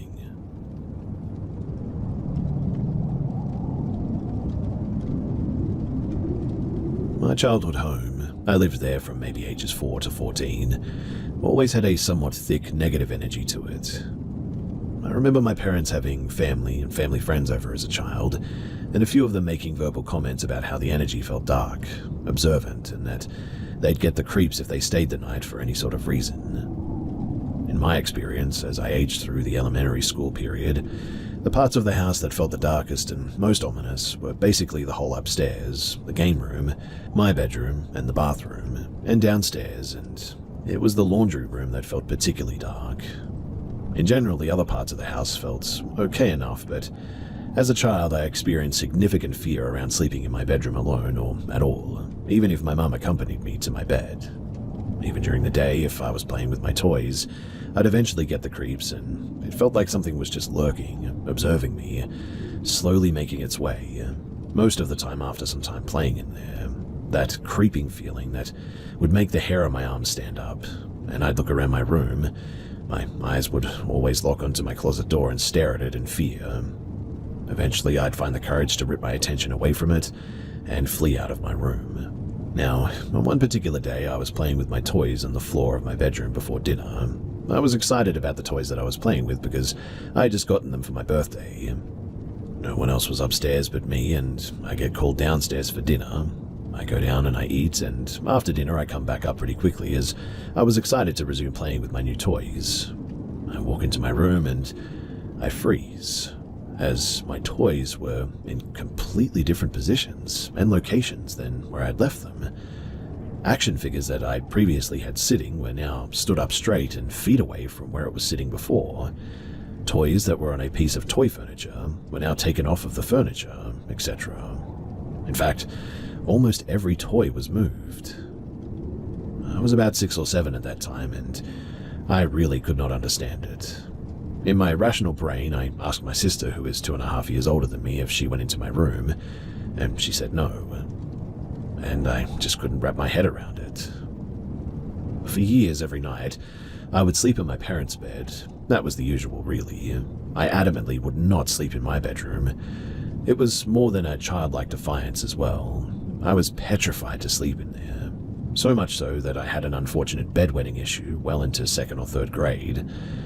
And one night, my mum was able to get me to lay there at night alone. I had full body shakes from fear, and I remember so vividly not being able to sleep at all, and getting so scared that I hid myself under my blankets, where I hid awake for what felt like at least 2 hours or so. I remember how badly I was sweating, getting so hot from being tucked under my blanket. My shirt and pants were wet with sweat, and under the blanket, I felt like there was something looming over top of me outside, like the vastness of the dark in my room housed an energy that I could not look in the face, like the dark corners were swirling with an energy waiting for me to come out from the covers. Eventually, it was so hot under there that I just had to come out, otherwise I would have started to have trouble breathing, more than I already was. So I whipped the covers off of me, felt the colder flow of the air grace my skin, and immediately darted my eyes all over my room to analyze. I started sobbing, bawling in fear. I feared my closet, that was cracked with light on as a nightlight. I felt exposed and vulnerable to the veil which was thin in my bedroom. I remember getting up quick, running out of my room, closing the door as an energy shut off, and sitting in the hallway hugging myself, just crying. Now, as I got older, I was able to handle sleeping in my room a little better. It was in the 4th grade, about 9 years old, when I was able to kind of sleep in there. And on one of the first nights that I slept in there alone in the 4th grade, I fell asleep in my bed but woke up on one of our living room couches, which faced the laundry room. When I awoke, it was about 4 in the morning. It was dark in the living room, only some moonlight coming in from our tall windows which faced our dark backyard. I was laying on my side. My field of vision in front of me included the living room, which flowed into the dining room, and the laundry room as well. Initially, I was incredibly confused why I was on the couch. I didn't feel tired about waking, but I just felt awake, and as my eyes adjusted on the darkness of the laundry room, I realized that I was being watched. I will never forget the face of the entity standing there looking at me with an unwavering, sinister gaze. Again, in my rational brain, I tried to imagine what could have been in the laundry room that could have just looked like some seemingly demonic entity. I couldn't think of anything that was in there that could have caused that illusion. In there was just the washer and the dryer and the cabinets on the wall, really. Nothing else. No clothes or towels, no posters or artwork. Nothing. But I stared into the darkness of the laundry room that, as my eyes further adjusted, seemed to illuminate this creature. More pale white skin, big circular black darkness around the eyes which peered upwards at me from a downward pointed chin, hair that was long, black and stringy. Its pale white fabric skin seemed to disappear vertically into the darkness, and I instantly felt frozen in fear. It wasn't moving, not even an inch. It didn't move a single muscle. I must have been breathing half of what you normally breathe in a minute, as I didn't move, or more that I didn't even need to move. I was hardly blinking, and I definitely wasn't going to go back to sleep. For some, I know that this sounds a lot like sleep paralysis, but I know for a fact that this was not that, because I was 100% not moving on purpose. I was not trying to move, and I couldn't. I was deathly afraid, and would not allow myself to bring any attention my way from this thing. I stared at it until the sun came up, and my parents' alarm started going off to get us ready for school. When the sun rose, I remember how stiffly I moved when I stood up. I kept my body back pressed on the wall next to the couch as I made the corner into my parents' room, never turning my back towards the laundry room in this face. Minutes later, when my parents were up and I needed to get ready for school, I ascended the stairs to my room and I found my bedroom blanket strewn down the stairs vertically, which would symbolize it falling off of my body as I maybe slept-walked out of bed and down the stairs earlier, leading me to waking up on the couch. I don't remember what ensued following that, though. All I know is that around the same time frame, I had another sleepwalking episode where I wound up on the couch after falling asleep on my bed. This time, when I woke up on the couch, I also had articles of clothing taken off of me that would put places that would not have fallen onto naturally. The places that I found them almost appeared purposeful. Before or after these two sleepwalking events, though, I have never slept-walked otherwise. I started experiencing other things too. In my room during the day and at night, toys in my closet would start making a sound out of nowhere. I wasn't as scared as I used to be when I was younger, so I was able to handle these happenings and feelings of fear better. They never diminished the dark feeling in the corners, though. But one night, I generally was having a hard time falling asleep, so I laid awake in the quiet of the night, everybody else asleep. I was staring at the little sliver of hallway ceiling that I was able to see from inside of my room, which was slightly illuminated due to a nightlight or something from far away in the bathroom. For hours, the silhouette of a man's side profile was on that ceiling. To compare how it looked, unironically, it looked how people online described the Hat Man. It looked like it had a top hat on, a big brow bone, big nose, and a strong chin. At some point, though, it must have disappeared because I looked back at some stage and it was gone. I could continue on about the energy in my house and all of the little things that happened. My main experience was what happened in that laundry room, though. I have always hesitated to tell people about it too because of the Hollywood-esque nature about the way the entity looked. I get that. I've only ever told a few people, in fact, and even then I feel like they think I'm conjuring up something that I'd seen in Hollywood. As an adult, I've spoken to the same family friends who used to visit when I was a kid about the energy in that house. Now, one family friend who is particularly sensitive to energy and was spiritual for the time said that one night she stayed the night with her husband. Side note too, it was often my parents' family friends who would stay the night upstairs. But my parents were not shy partiers or anything, so often our family friends were too drunk to drive home and they'd stay the night. And if needed, my parents would offer my bed. These family friends have always been safe and trusted adults in my life. Shared with strangers here, I know that this could sound a bit strange that my parents just let their drunk friends have my bed. However, this particular family friend was like an aunt to me, and I don't recall being at home this night when she slept in my bed. Anyway, she told me at some stage in my adult life that this night she slept in my bed, which she never had before. She said that she woke up many times in the night to feeling my bed shaking erratically. Not super strong shaking, but enough of an erratic movement that the entire bed frame woke her up many times in the night. Now, as an adult, I don't think too much about all of what I'd experienced. I remember in middle school when I first watched the first Insidious movie, connecting really deeply to that movie.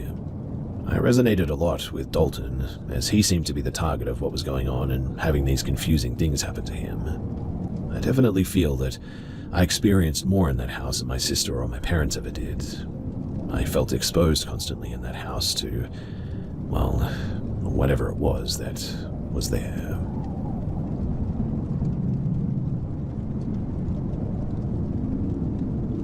I live in South Africa and am now 22 years old. But when this took place, I was about maybe 8 to 9, I think. My family and I had gone camping in a popular dam for what was meant to be 2 nights. It was my mother, my older sister, and myself pitched up in a tent. On the first night, sometime pretty late, I had gone out to go for a pee, but on the way back, 2 older men, maybe in their 40s or so, they were sat at a fire and they called me over. I'll admit that I was a pretty brain-dead child at that time who didn't heed the wisdom of stranger danger, and so I obliged. They were busy braaiing and offered me some meat, which I happily accepted. But we started chatting about stuff, and in hindsight it was mostly them just giving the usual small talk conversation points, but after a few minutes I remember I started to feel extremely dizzy. It was like the world was spinning, but everything was going in slow motion, if that makes any sense. Now, using drugs quite regularly, I definitely think that I was high under some sort of influence of some sorts.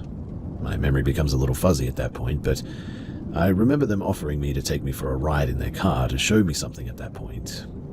A little late, I know, but I realized something was up and I started to cry and I tried making my way back to my tent, but these guys just kept insisting. I must have made a decent amount of noise though, as another camper came up and began asking them what was going on. They told her something about trying to help me back to my family or what have you. My memory is really fuzzy here as well, but she ended up bringing me back to my mum and they were talking about something outside the tent while I went back to bed. The next day, all I remember was it was a nightmare of nausea, and I pretty much ended our camping early as we went back home after this. As for the 2 men, I never did see them that day, but it's not like I was looking either, so I don't know if they left or not, but truly I was just glad to be going home.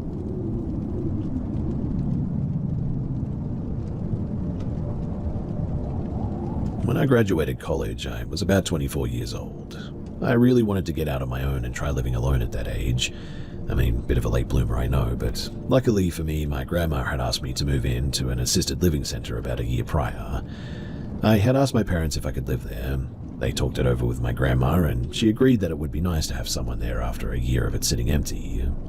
This was in a kind of up-and-coming area, but still, it had its rough spots for sure.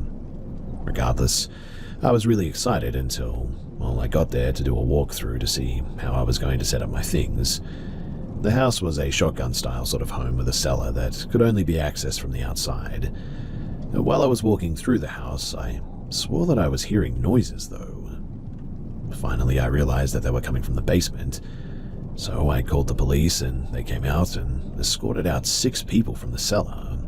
They were apparently squatters that had been living there, and after they left, I went down there to find, well, all kinds of stuff. The cops took all the drugs and anything else illegal, but it looked like someone had spray painted the walls just all over the place. It was just a concrete cellar where the water heater and the HVAC were, so I wouldn't have really cared, except it seemed to be kind of, well, satanic, I guess is the best word. I don't know anything about that stuff, but there was a couple of pentagrams and a chalk circle on the floor. The cops didn't really have anything to say about it. They didn't know either.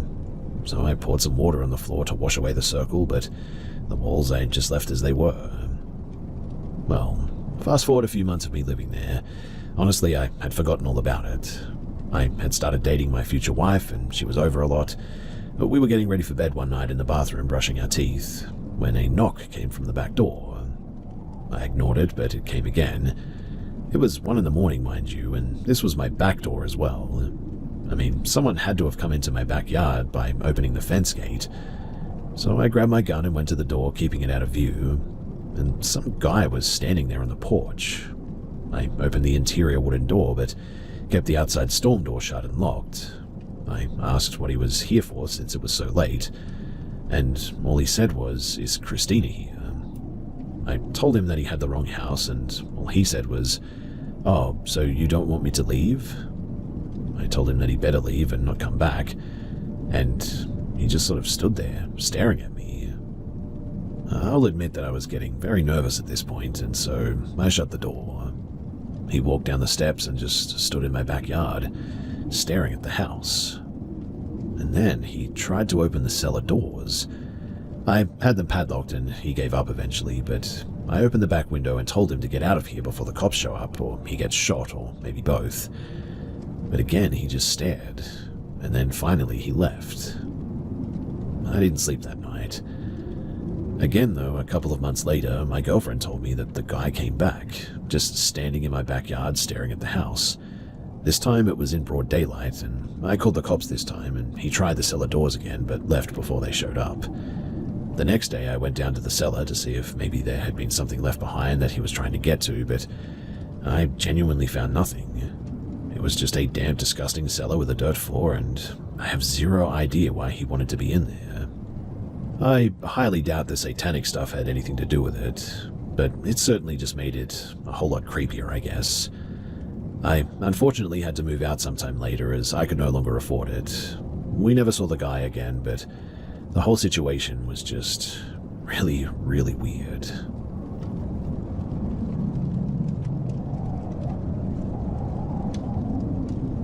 So about a year ago, I smelled cigarettes in my home. I don't smoke though, never have. The windows were all closed. I walked downstairs and it was the strongest in the living room. I should mention too that it was around 2 a.m. since I'm a bit of a night owl. I didn't think much about it because it could have been my neighbors at the time. I didn't turn on any lights. I walked into the kitchen and grabbed some cereal. I sat down at the dining room table and I ate my cereal in the dining room. As I scrolled through my phone, I heard a noise in the living room, like somebody moved something heavy across the coffee table.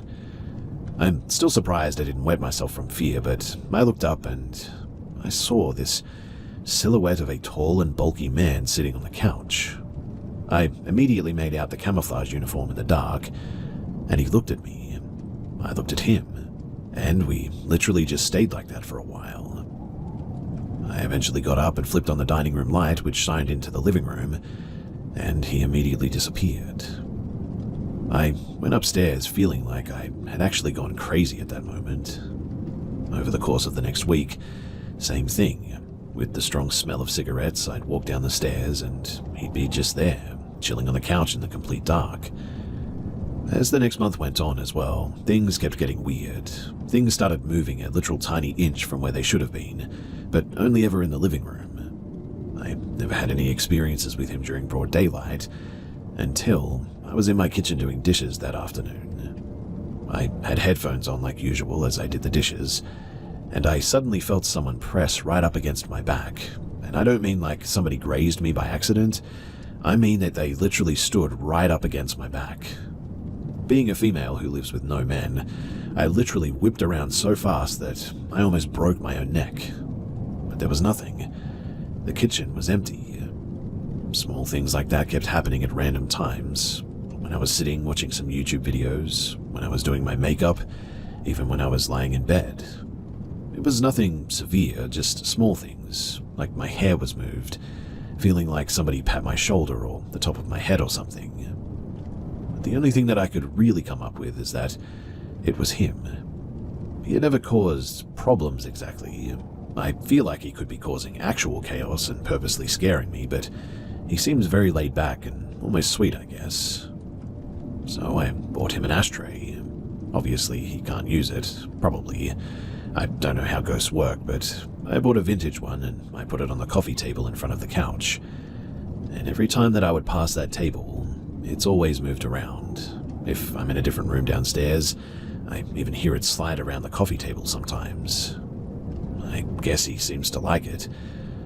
That's been my normal for the last several months, in fact. I guess I'm here though because, well, you see, the last 2 weeks I've really been struggling with depression. And I've noticed when I'm upset, I always get slammed with that smell of cologne. That same cologne every time as well. I brushed it off the first time, but it just keeps happening, and I'm pretty convinced that it's him being nearby. I've never smelled a cologne like it, and I don't own any cologne at all myself, but anyways, I guess I'm sharing this not to ask for explanations, but just to have this somewhere to say it. Because I'm scared if I told somebody else in my real life that they'd probably think that I'm going crazy.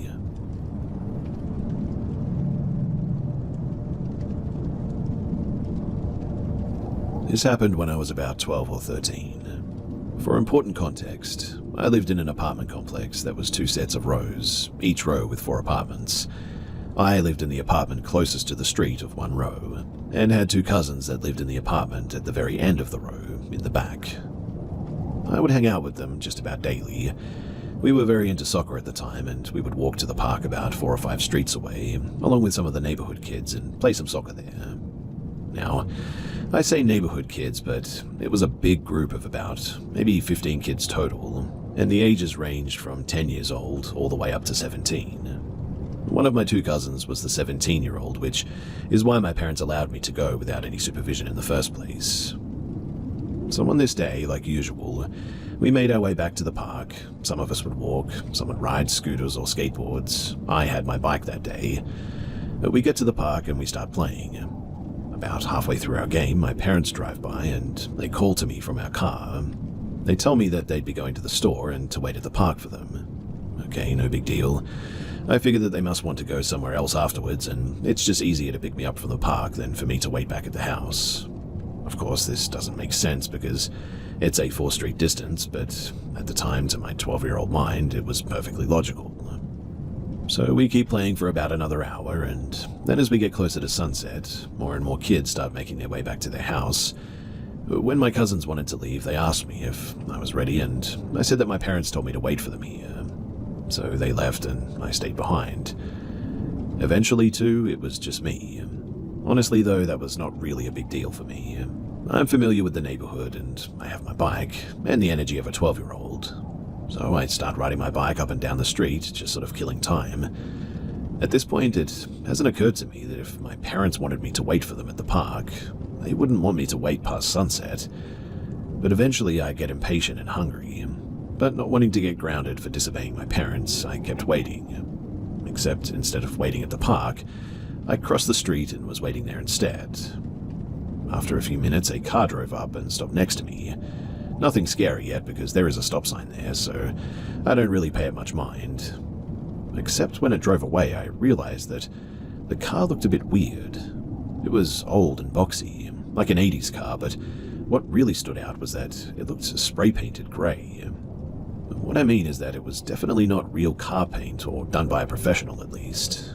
I don't know if someone who stole a car would be dumb enough to draw that much attention to it, or if the look was intentional, but you could tell that it was just spray-painted all over it. Anyway, it drove away and I kept waiting, annoyed now. Then the car comes back from the other side of the street.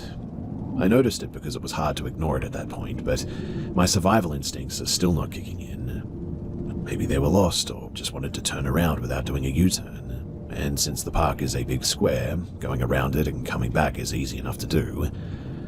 A few minutes go by, they drive up again and stop at the stop sign again. This time I'm starting to get a bit nervous, so I look at the car. 2 men are inside, very scruffy looking, unkempt beards, unkempt hair, dirty faces, stains on their shirts. They look at me. They both smile at the same time. They look at each other, smile even bigger in the creepiest smile that I've ever seen someone do to this day, and then they drove away. Their smile creeped me out so much that I was now on high alert.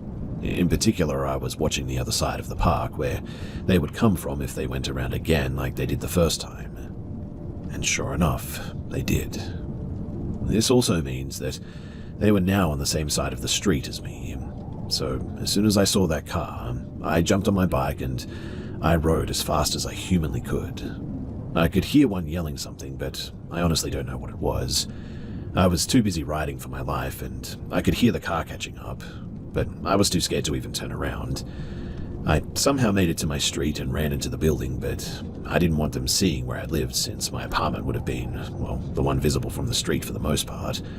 So I went to the back instead, behind my cousin's apartment, and I hid there. My reasoning was if they followed me inside the building, they would see me knocking on their door and get me before anyone answered.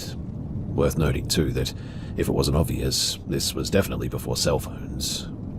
I waited for what felt like a few hours to my 12-year-old brain, but was probably only 20 minutes or so in hindsight, before I got enough courage to make the short walk down the row of apartments to mine, and I tried the door. It was unlocked, so I went inside and my parents were there, sitting on the couch watching TV. They asked me how our game was, completely nonchalantly, and I instantly questioned them and asked them why they didn't pick me up. They both looked confused. They asked me why they would tell me to wait there instead of home when it's a 4-street distance and I had my bike. Once they said that, it did make a whole lot more sense, but to this day I swear that they told me to wait for them there. They even told me that they were going to leave the door unlocked for me in case I got home before they did. In my excitement of the game, I must have just completely misheard them or something. I simply went to my room after that, never telling them about any of it, because as a dumb kid I knew that if I said something that they wouldn't let me play soccer anymore, and that was clearly more important than my physical well-being at that stage.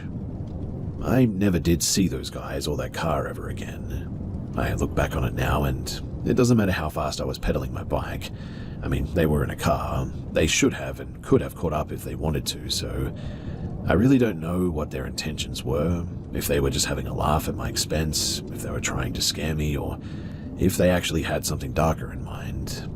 But I do think back on that day now and then, and get chills every time that I realize just how much different my life would be right now if they had actually caught up to me.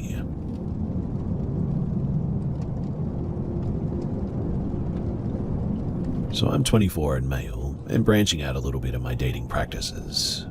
I've got a transgender date under my belt, and honestly it went really well. My second, however, made my intuition scream, get out of there. I was out Ubering food late one night, and when I was done I decided to try and hook up while I was in the city, away from my rural home. My attempts on Grindr for a meet were unsuccessful. I wasn't quite ready to give up yet, so I went to Tammy and started swiping. First swipe of the day was a lucky one as well, or so I thought. At 4 a.m. I get a few messages that go like this. Come chill, I'm bored, we can go with the flow and get to know each other. Number and home address, McKees Rock, Pittsburgh, PA. I was unnervingly forward, but I thought that I'd take a chance and texted the number. Hey, are you still up? I said. Yeah, come and talk and chill, she said. Have you had coffee, breakfast yet? No, she said. Okay, would you like to get some? She said, I don't know, maybe. It's gonna be a 30-minute drive, would you like to talk over the phone instead? She says that she's going to take a shower and after that she will. I get within 10 minutes of the address and I get a text. She says, I need 15 more minutes, why don't you bring something with you? That's obviously fine so far, but I didn't get to talk to them and get a sense of who they were, so I take my knife and carry it, appendix style.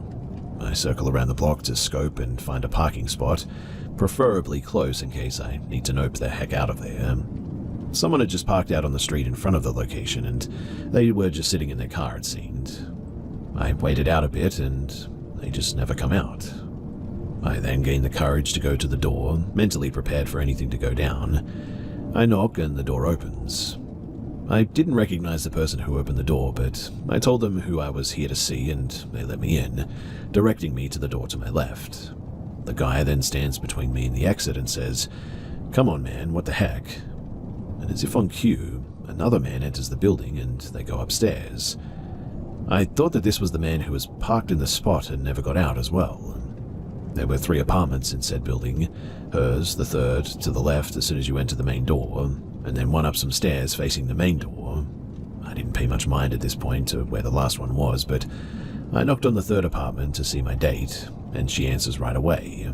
I still need a few more minutes, she says, and shuts the door. I didn't get much more than a glimpse of her face in the process, but once she shut the door, I was in the hall alone.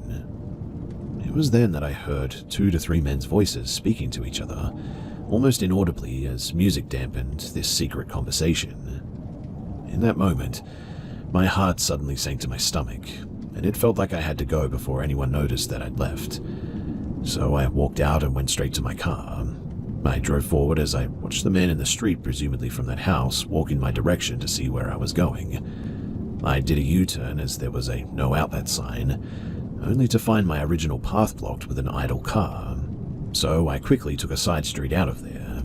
I pass a few lights and then see the man that never left his car next to me at a red light, looking over at me. I managed to lose him going through some big trucks at the wee hours of the morning as I drove to more familiar territory. And once I was in the clear, I suddenly realized that there was something very off about whatever the heck that was. I don't know what could have happened to me that night, but looking back on it all, I'm really glad that my instincts kicked in while I still had a chance.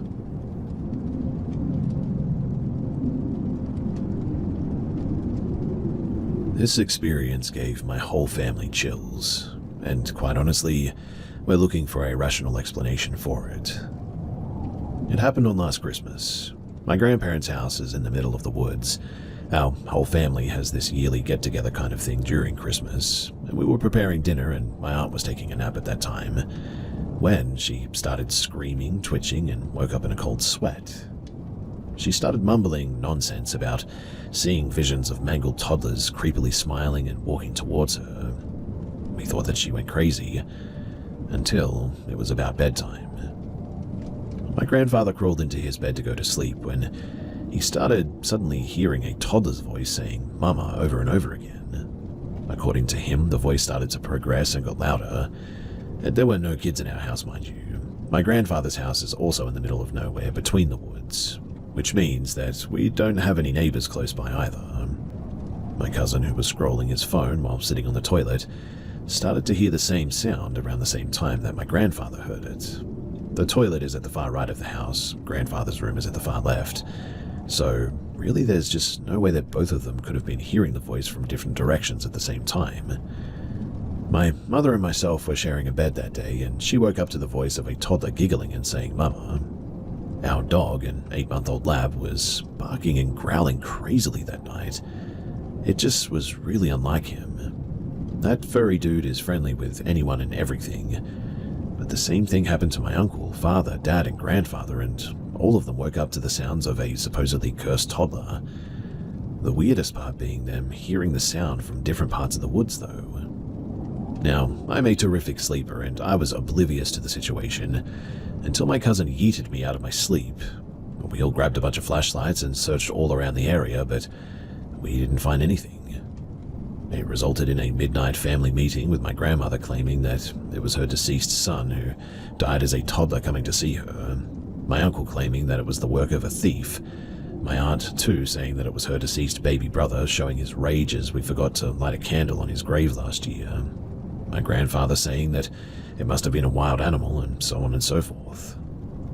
We almost forgot about this experience too, until recently when we visited the house and were awoken by footsteps and some kind of soft murmurs. My aunt and uncle were saying that they kept on hearing something rolling on the roof of the days prior to this experience. I don't believe in your typical ghost, aka the vengeful, white-robed woman with pale skin and black hair looking for revenge or anything. I really hope to just get a rational explanation for this experience, and that's why I'm here. Has anyone had a similar experience before? I would also love for you to share your opinions about what this could have been. And although I do not strongly believe in ghosts as of now, I am willing to learn about their possible existence, and I'm trying to keep an open mind. Also, I don't think that there are any supposedly cursed objects in the house, so I would pretty much rule that out as a possibility. So, if you have any thoughts or any information for me, then please do share.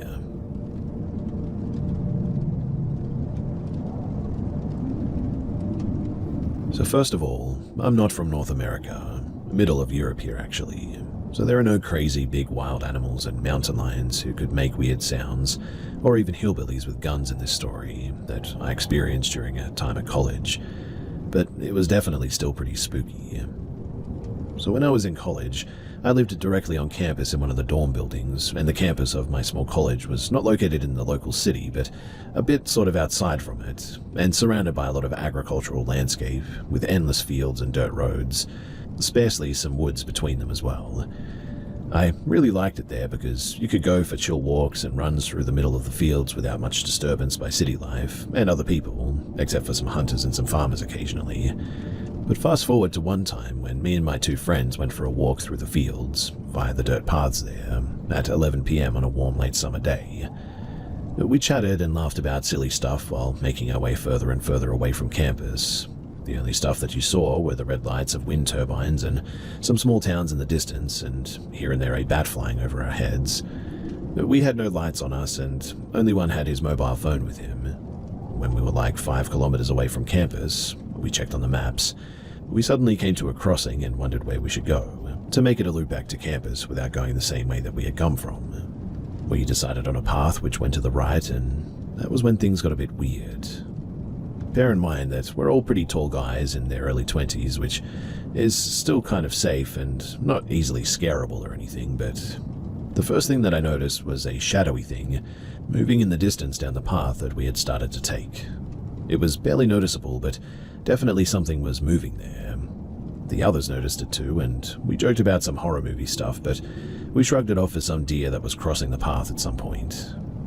We continued further into the path and forgot about the shadow, until we saw a high seat perch, but they're everywhere for hunters here, near the path. We decided to climb on it, to take a bit of a rest and enjoy the dark landscape. In the distance, you could see the silhouette of some of the small wooded areas, 100 meters away from our spot. As I was gazing around, my eyes suddenly catch some lights moving through the wooded area.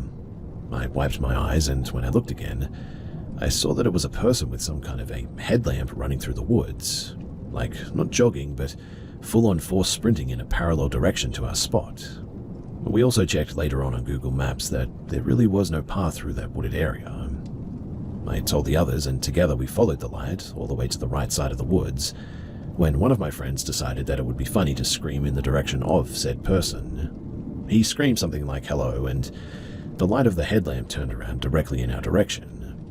After a few seconds, it turned off completely, and we couldn't see the person anymore.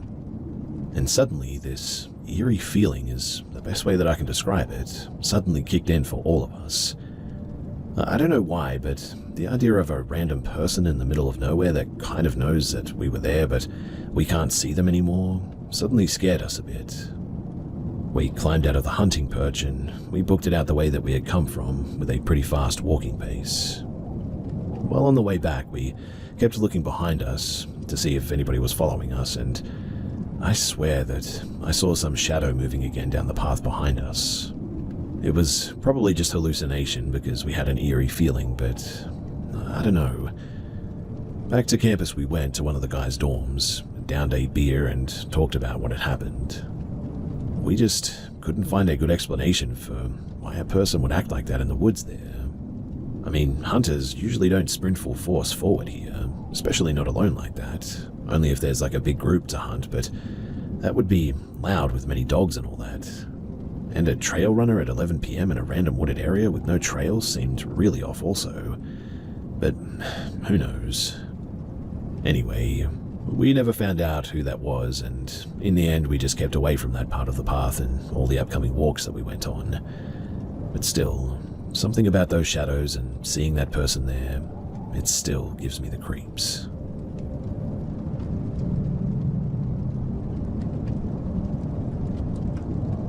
This happened to me Wednesday night.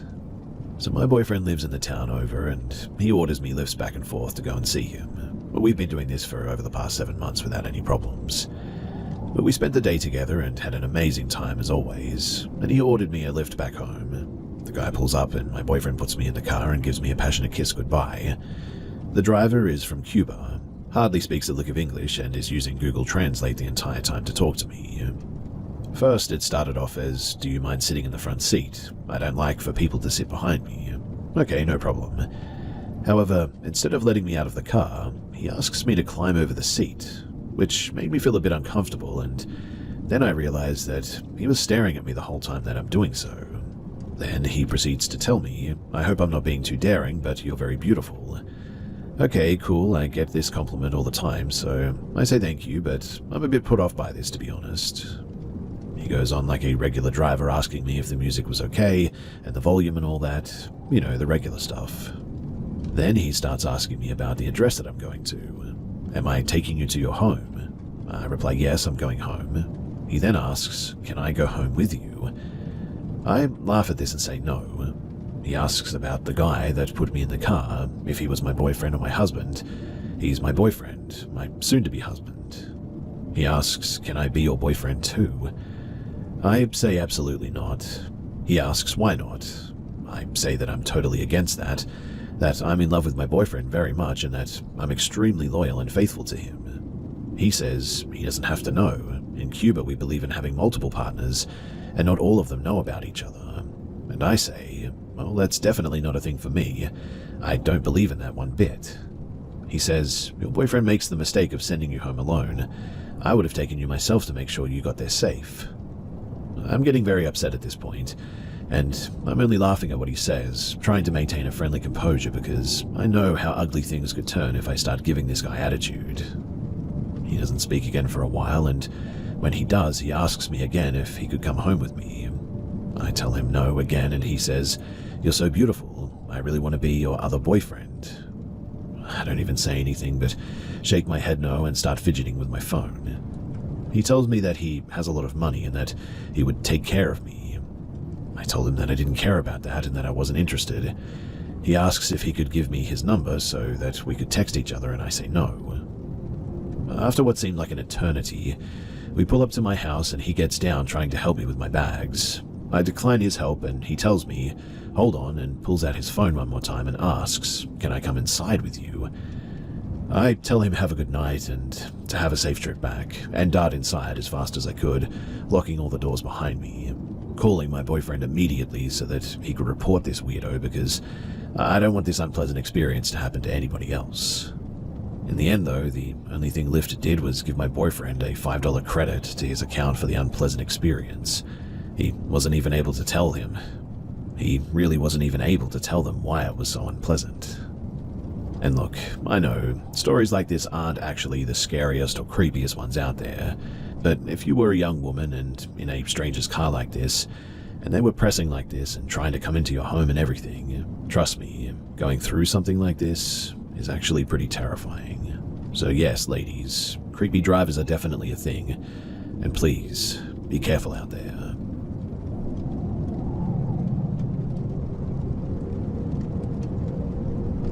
When I was about 4, this was in 1997, my mum and brothers went to a water park on a weekend during the summer.